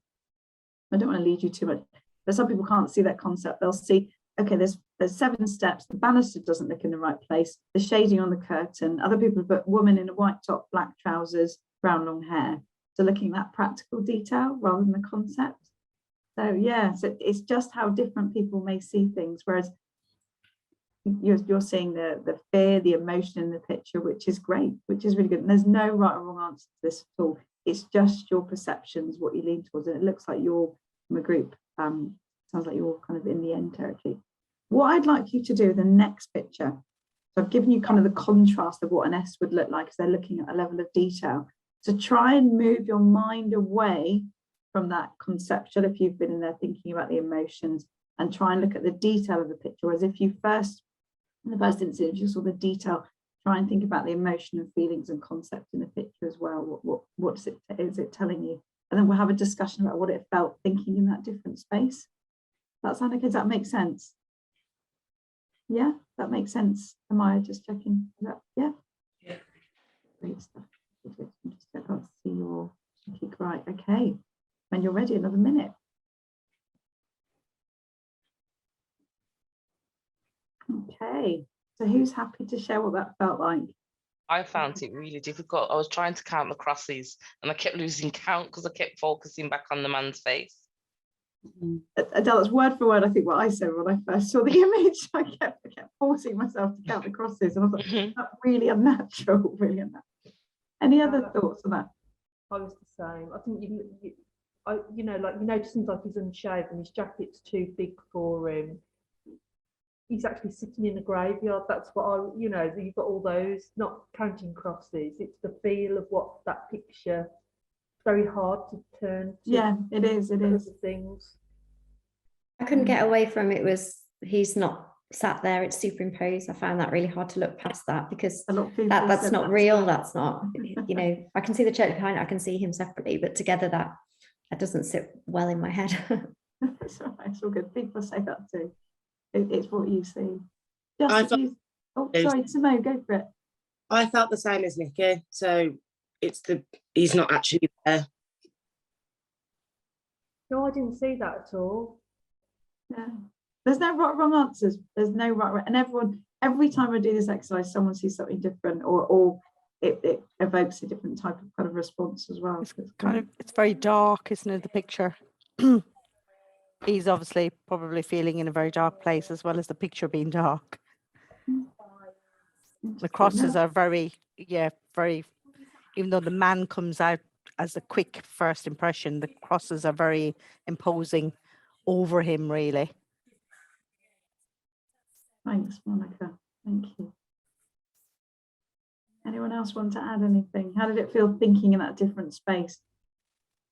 Like I said, like Adele said, it feels awkward, doesn't it? Trying to make your brain think in a different way. But you can do it. You can do it. I guess what I want you to take away, what we want everyone to take away from this exercise is not everybody sees things from your perspective. They may, you can't convince someone to see things your way, but you have to, as a leader, you have to be able to look at things in a different light and explain the detail or explain the vision to individuals so that they buy in and you get them to come along and they're engaged. And not everybody's the same, so you have to use different techniques and different communication styles to support with that. That's the main kind of takeaway from today, but also understanding that you have your preferences, and that's your natural preference as well as how you like to have information from your seniors and your peers as well, so you can take on new ideas and concepts and lead change. How does that sound? Any reflections on that you're willing to share?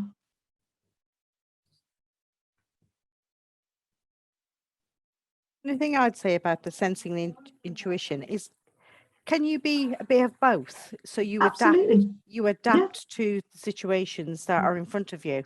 Yeah, and I think as nurses, we're really well rehearsed at that.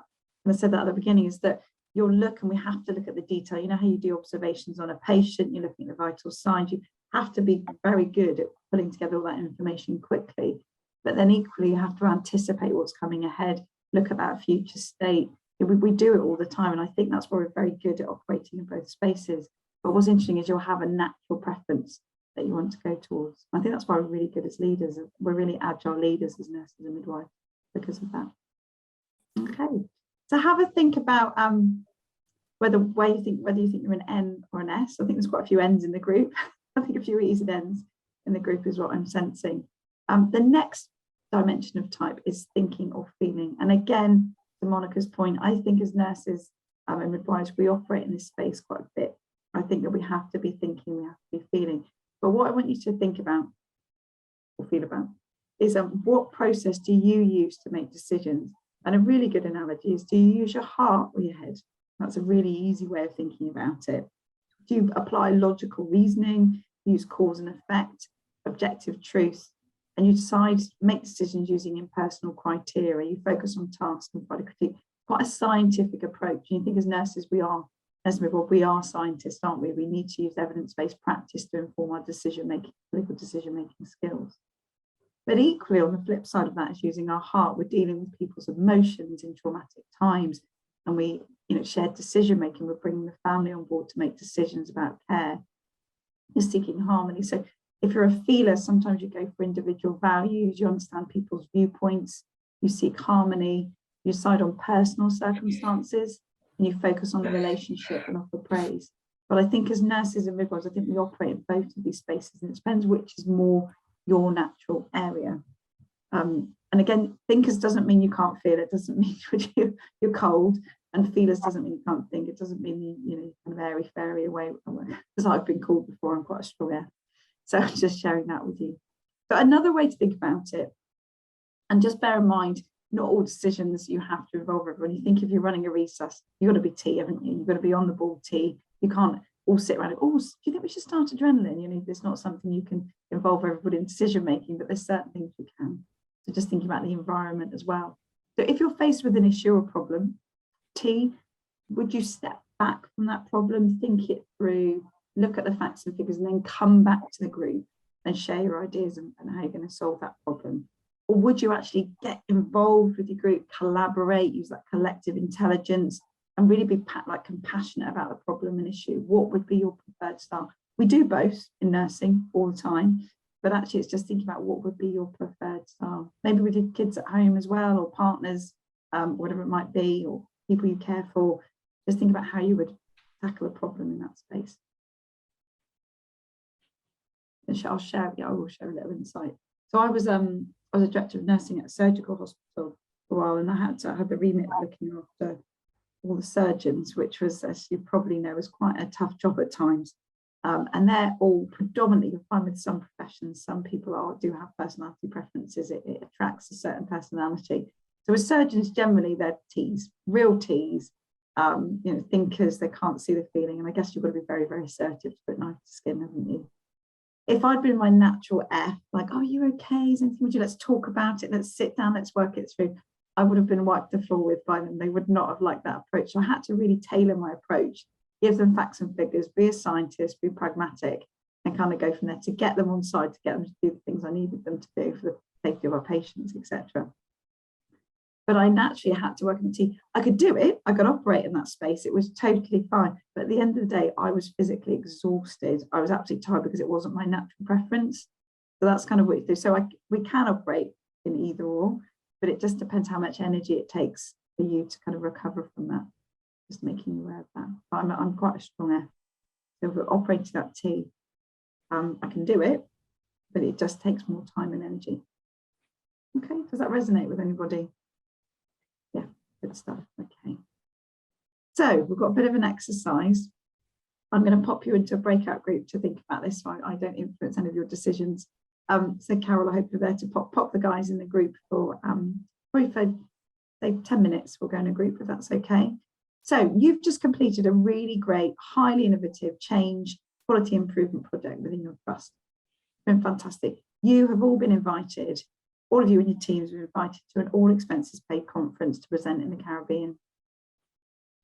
You're all planned, you're really excited about it. And then with just 3 weeks to go, your director of finance announces there's only half the money for the team to go. How do you decide who can go on the trip? Welcome back. Now, how did you tackle the conundrum? Who's happy to go first? Lots of smiles, so I'm assuming it wasn't very easy. No, it wasn't easy, but we had lots of ideas. We first of all thought there might be natural wastage anyway once people knew what was going to happen. Then we decided that people who had contributed the most to the project should be the first ones. They should be the ones who should be allowed to go, and then you add to the group to make it up to the 50%. Then we decided that actually we'll throw it out to all the people in the group and let them make the decision. Okay. What we should do. Then we thought that we could all put 50% of the money into it. Right, yeah, so that first part was quite T, thinking like who did the most practical response, and then actually all contributing. That's quite a collaborative feeling approach, yeah. Okay, because if they're going to pay for everything, perhaps we could say, no, don't worry, we'll pay for our bed and breakfast, and we'll put that, there's that sort of. I said put names in a hat, but nobody liked that. No, we had that before. Yeah, that's quite a feeling. That's kind of like let the group decide, let fate decide. Yeah.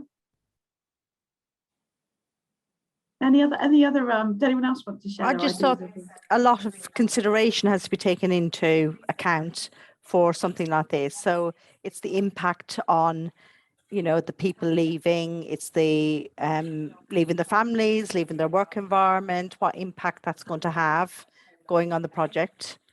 Would that actually have then people just, saying they don't want to go anyway?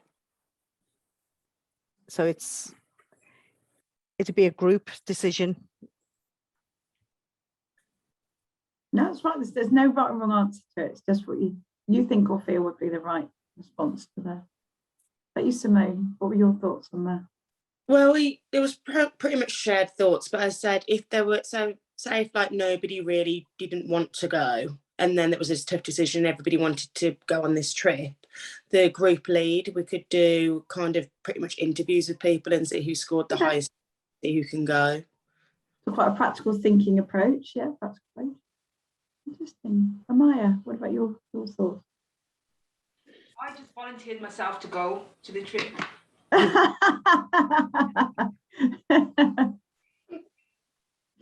Brilliant. And Adele, anything you want to add or just? I think they've Sam and Monica's covered it all, to be fair. Yeah. Yeah. Good stuff.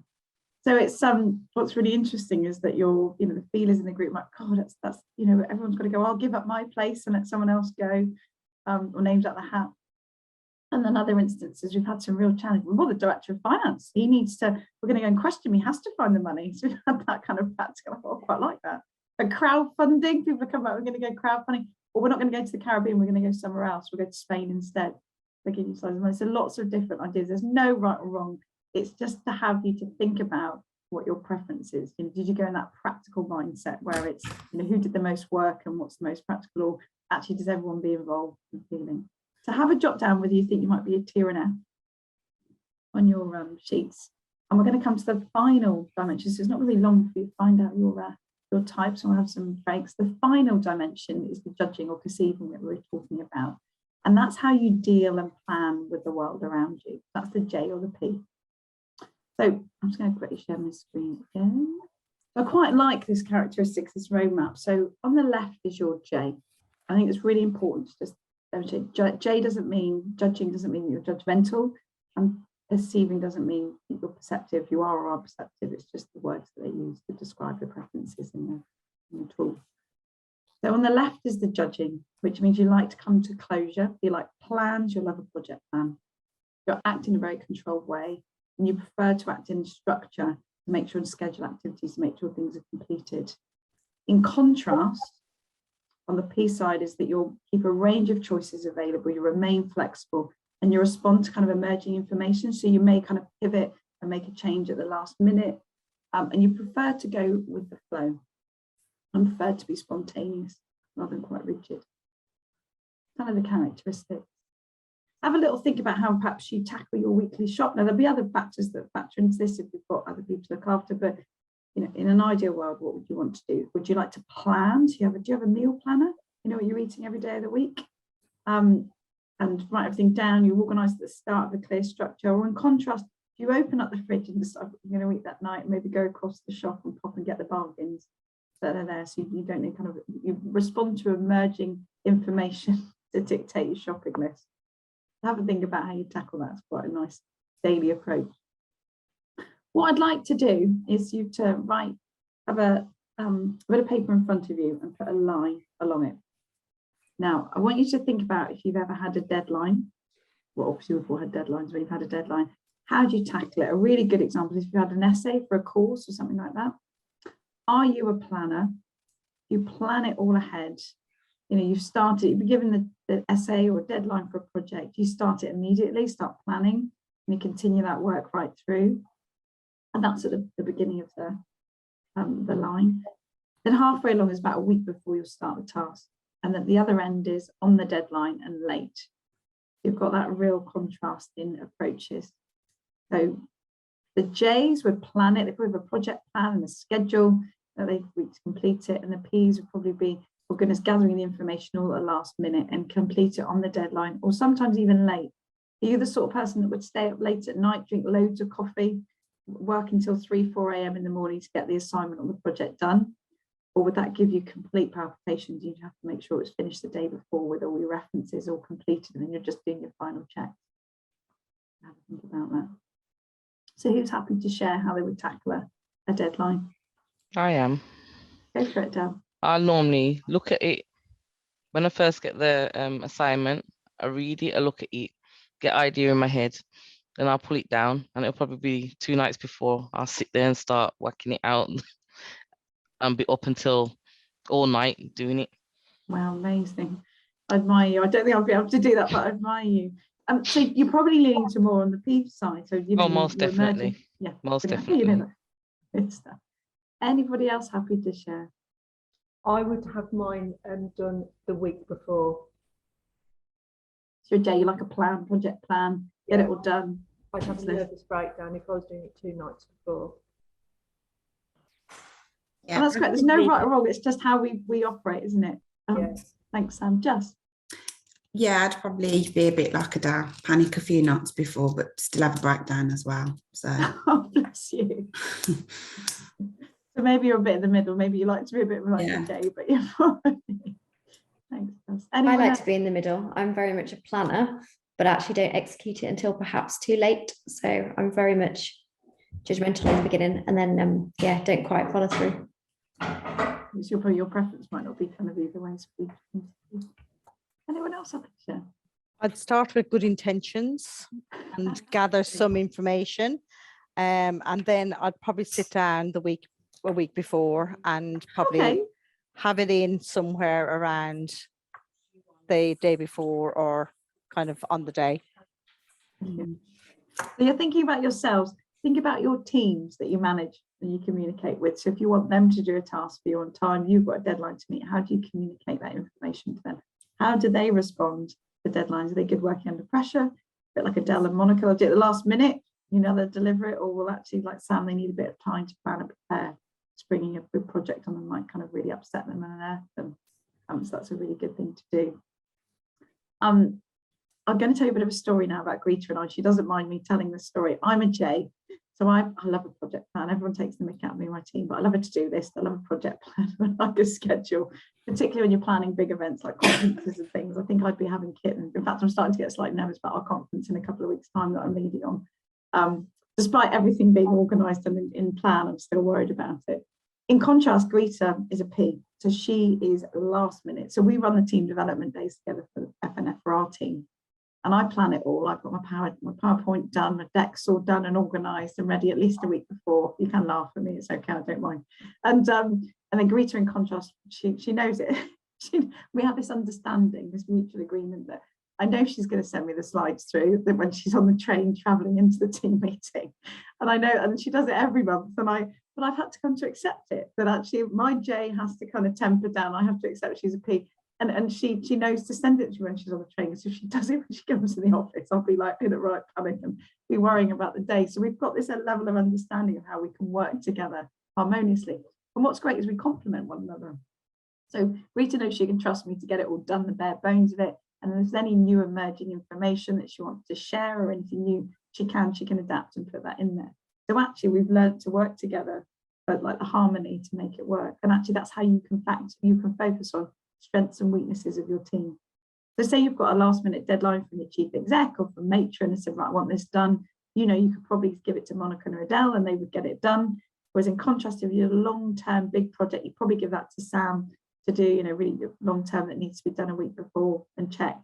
With Sam, so it's just thinking about how you allocate tasks to the team as well. You don't want to be upsetting anybody, but actually want to make sure they thrive as well. So that's just have a little jot down. I think most of you probably know whether you're a J or a P at this stage. So have a jot down onto the page whether you think you'll be a J and a P. And we're going to stop for lunch now. And hopefully, I think Kaz has been in the background sending you all your assessments for you to read. I just want to say a couple of things before we go for the break is read your assessment over lunch. If you've got anyone, a partner or a loved one near you at home or wherever you are in the environment, get them to have a little read as well if you feel comfortable. You know, this is private to you. We don't share this with anyone at UHB or any of the line managers. This is your personal assessment. And if you wish to share it with us when we come back, you can. But what I would say is have a read, have a look at the areas of development and start reflecting on what you'd like to work on, how you can develop yourself, and how you can communicate with others. That's a really key area on the assessment. And see if it's a true reflection of you. The other thing to consider is where you undertook the presentation, where you undertook the assessment. So if you did it in work or at home, think about if you're different at work and home as well. So I'm going to let you peruse your assessments. We'll stay online, Carol and I, just to make sure you've got them. And we may need to send them to your personal addresses because sometimes the NHS firewall doesn't like us very much. So we'll hang on. But have a look and we'll see you back at 1 o'clock. Is that okay? So have you all managed, apart from Monica, have you all managed to read and receive your assessments? I haven't. Is it coming back on our email? Yeah, it's coming back on the email. You want to check your junk and your spam? Sometimes it does end up in there. Or it says, sometimes we had last week, we had someone said it looked like potentially harmful material or something. I think Google, it doesn't like Google, and what's the other one? Another mailbox didn't like it. We can try another mail. Anyway, so those who have received it, what are your first thoughts? If you're happy to share. it's quite true, actually, once you sort of read down the broken bits of what each section kind of indicates. It's quite right. I read it out to my husband, and most of it he agreed with. It's quite an interesting exercise, actually. It's quite an interesting exercise. What we're going to do, kind of spend the final part of today, is doing some reflections on your assessments. Obviously, we'll wait for Justine and Monica to get those. And if you're thinking it doesn't sound like you've read your assessment and you don't think it's a true reflection, or we can have a chat after as well if you don't feel comfortable sharing that. You know, if you only like score 1 mark, that puts you into that category. Yes, that's quite a low preference. So it means you're in both kind of areas. Okay. Yeah. That's fine. So on the table, it's got the one that it says that the report says you are, and then it's got the other on the other side. So when it should give you 4 letters that you are. Which letters if you're happy to say, you don't have to share. In the box that I'm looking at, you've got 4 letters on one side, like the report says you are, and then it's got another 4 letters on the other side. Yeah, so there's the box, that's the 4 dimensions of types. There's 2 on each side, so there's 8, and then it should say in there which is your strongest preference for each of those. I haven't got it in front of me, yours. Okay. I don't see so yours. the highlighted. So only if you wish to share it with me, I can talk it through with you if you like. No, that's fine. I understand it now. Yeah. Are you happy? Do any of you want to? I can give you a quick summary of yours. We're a small group. I can do this. I wouldn't normally do it in a big group, so I don't have time. But I can quickly go through your main characteristics if that's helpful. If you're happy to share, I can share mine if that's helpful. I'm an ENFJ. Is that how your MBTI communication style report is organised? Is that? Yeah. Yeah. All right. Okay. Yeah. I'm an ENFJ. Did you say you were an ESFJ? ENFJ. Oh, EN. Okay. What are you? ES? No. ESFJ. I didn't think I'd be so judging. I thought I was more slightly borderline both, but that was my strongest one. That's what I chose the most. Oh really? Well, sometimes it depends where you complete it. That's what I was going to talk to you about if you weren't sure about any of the preferences. Is sometimes if you've completed it in work rather than at home, you've done it in a rush. It's just a snapshot of how you're feeling at that time and moment. So we can, if you really do disagree with it and you feel it's not true, once you've read the whole report, we can have it reviewed and get you sent this kind of different type if you feel that's needed. So I would actually say mine is very true, because I would actually say, depending on what the situation is, I fit into across, like mine is extroversion and introversion in communication, sensing, and so I've got both for quite a lot. There should be a type. So you'll either be, it might be that you're 1. So like Sam, you've only got 1 preference. You read further down. Ah. You got it? Yeah. Have a digest. Oh yes, teacher. Okay. So have a little think about where you completed it. If you think it's not a true reflection, we can obviously go through that and do it again. What might have influenced your answers? Were you rushing it? Did you do it when you're at work rather than at home? Were the kids running around? I don't know. It might be your mum mode and nurse mode. I don't know. Whatever might influence. So just have a think about that. And what I'd like you to do is, if you have a look on your report, there's an area for your development, which I'd really like you to have a look at. So I'm just going to share a screen. I'm going to leave this up on the screen for you to answer, so don't worry, I'm here as well in the background. So what I want you to start thinking about, and this is really going to frame the rest of your programme, the rest of your development, but also your development and leadership journey moving forward as well, is just start to think about how you can best use your strengths, how others might see you, what do you need to do to have impact and influence on others, how do they see you, which areas would you like to develop, and then really importantly, this is for me is the most important part, what are you going to do about it? Actions. So I want you to write a pledge to yourself. What concrete actions are you going to take forward? And that's through this programme and beyond as well, but particularly through this programme, that self-awareness piece. So probably spend about 5 to 10 minutes reflecting on those areas and use the best fit type as well. Have a look at your report, have a look at the areas of focus. And in mine, I was kind of blown away by how accurate it was.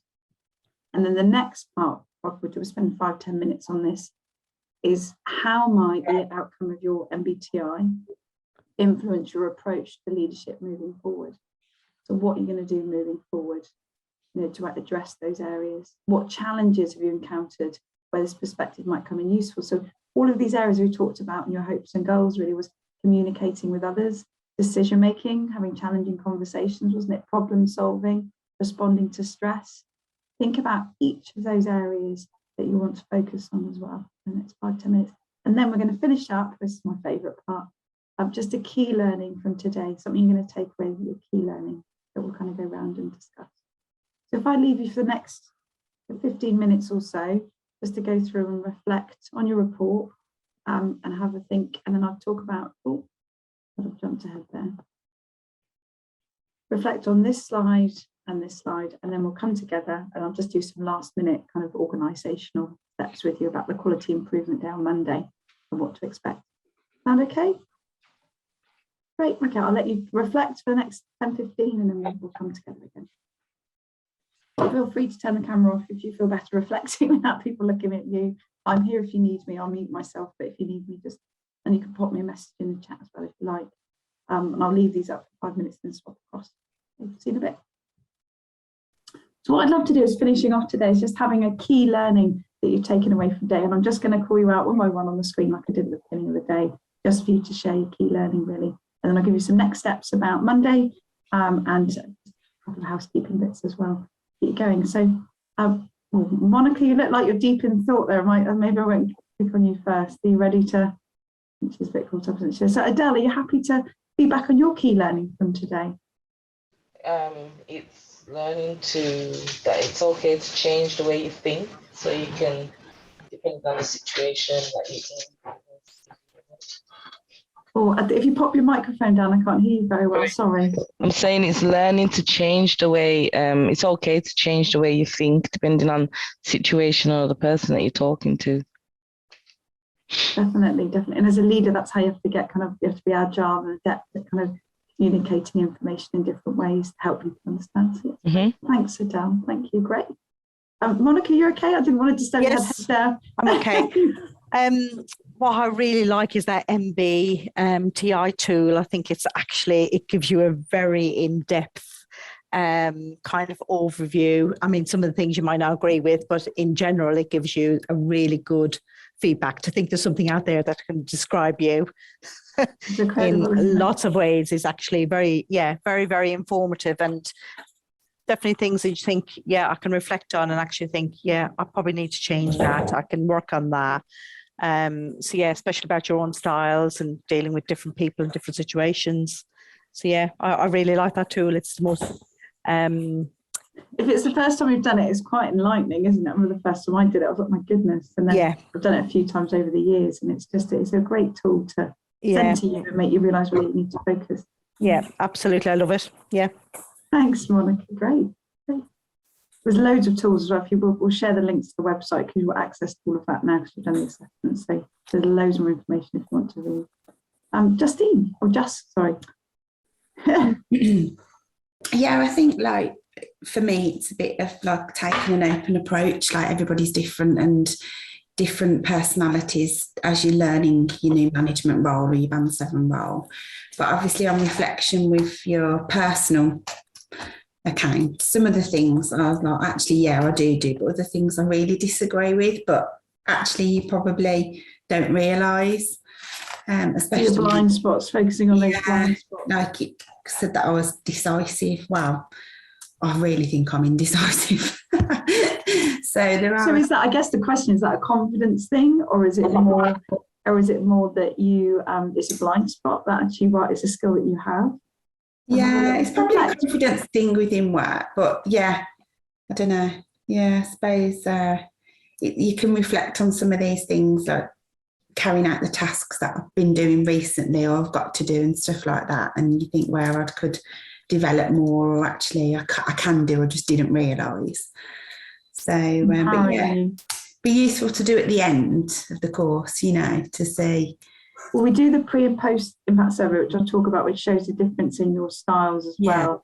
But your Mbti largely stays the same, really, may change slightly, but largely does stay the same. So have a little think, have a read, and if you want to come back and talk about the best fit again, we can do that together. Thank you. No, pleasure, absolute pleasure, thank you. Amaya. Yeah. What did you want to know again? What's your key learning from today? What's your key takeaway? Just that working on not taking feedback personally. Yeah, that's a really good takeaway. And that I should offer constructive feedback to others as well. Brilliant. So giving them the detail if you want them to do things differently. Yeah, I always used to struggle with that, so giving that information differently. And it's hard. It is hard when you get feedback, isn't it? Sometimes you take it as a criticism. I've got a really great coach who supported me for years. I'm quite fortunate. We kept in touch, and he always said feedback is a gift. If someone's been kind enough to give you feedback, take it as it's intended and kind of utilize it to change and be even better and develop. And once I kind of got that in my head, actually, if you didn't really respect somebody, you wouldn't take the time to give them the feedback, but take it as a gift. Yeah, well intended. Great. We want you to be even better than you already are. Thank you. Really good feedback. Sam. Okay. I don't think I'm surprised at what's come out for me, but it's interesting to think. You always think, oh, it's so great to be extrovert, and I'm all this and I'm all that. And then when you read about being introvert, you think, well, actually, yes, I could do with some of that to make me not better as a person, but there's things that I'm missing because I'm like right on the scale. You know, I'm high up on the extrovert side. I don't know if I believe that, but yeah, you just suddenly realise that everybody's got something special to give, whatever their, I can't think what they're called, these little things. But the dimensional type of yes, yeah, everybody's got something to offer. Absolutely. And I think I miss a lot when I think people, they're quiet, they won't talk to me, and it annoys me. Actually, I've got to accept that that's the way they are. And if I treated them in a better way and understood them better, I would probably be able to get things out of them. Really great learning, Sam. Really great learning. Develop that, grow on that, utilise that, keep that in your mind as you're going through the programme. Because this is the start of the journey. So your self-awareness, and you're going to build on that through RADA and then stepping into authority and the other programmes. So you're really going to get a lot. Well, all of you will. It's a really exciting start to the development journey. Thanks for sharing so with me. Vicky. I really like the analogy that you did with the pictures and got us to say what we saw, and then quite clearly you said, well, not everybody will see that, and I like that actually. That's meant a lot actually about certainly how I communicate and work, because we work with lots of wards and different teams, so it's quite nice that you go in bullshit and say what you see, but actually people don't always see what you see, and I like that. I definitely relate to that a lot. Helps a lot with conflict management, actually, if you can see something through someone else's perspective, and you can discuss and sometimes agree to disagree, but actually understanding how people make decisions. So great, that's a really great takeaway as well. Thank you. Simone, last but not least. I've really enjoyed the MBTI tool. I think it literally just summed me up to a T. And then I've just enjoyed listening to everybody's backgrounds as well, because we're all completely different people that are on here. So that was quite interesting, and also hearing your journey through nursing. Oh, thank you. But I think really true, you're an amazing group of leaders. But I can't wait to see what you achieve.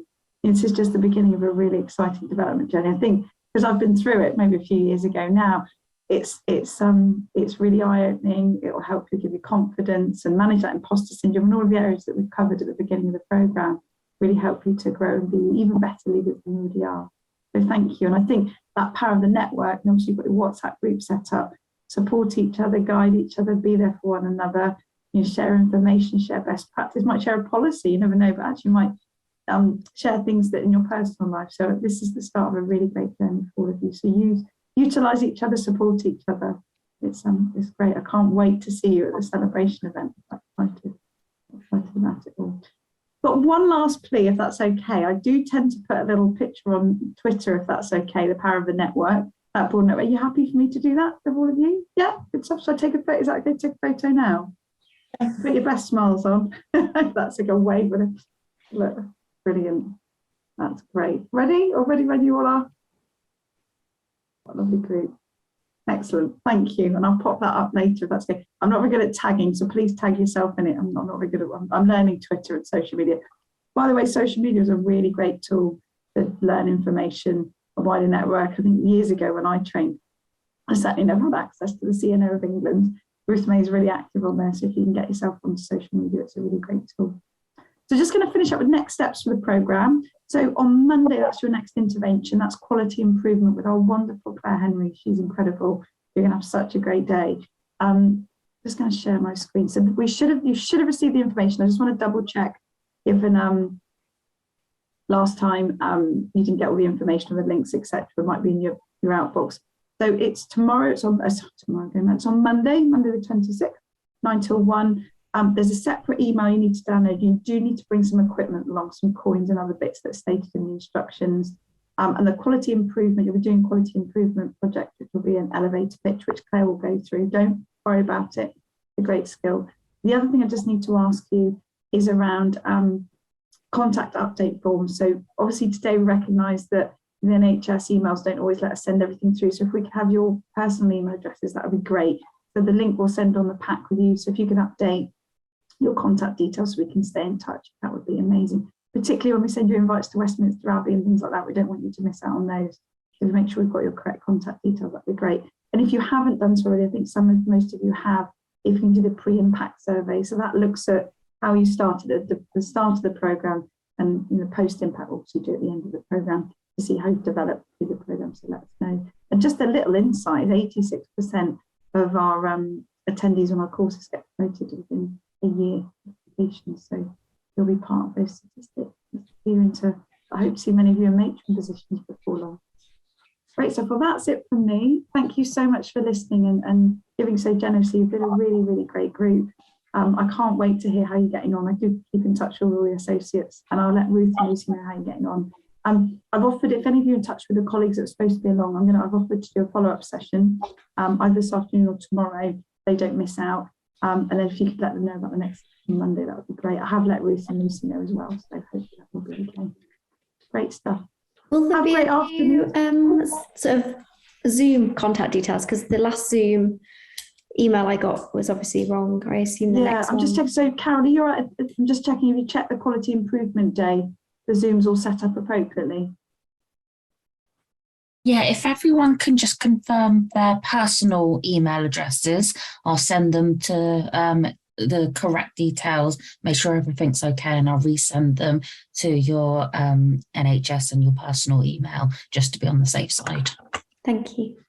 Lovely. We've got your contact, and we'll share the PowerPoint with you, so you've got that contact form link that we can update. That's grand. Thank you all. We'll have wonderful rest of your days. It's been really wonderful to spend time with you all, and keep in touch. Thanks. Bye. Thank you. Bye. Bye. Bye, everyone.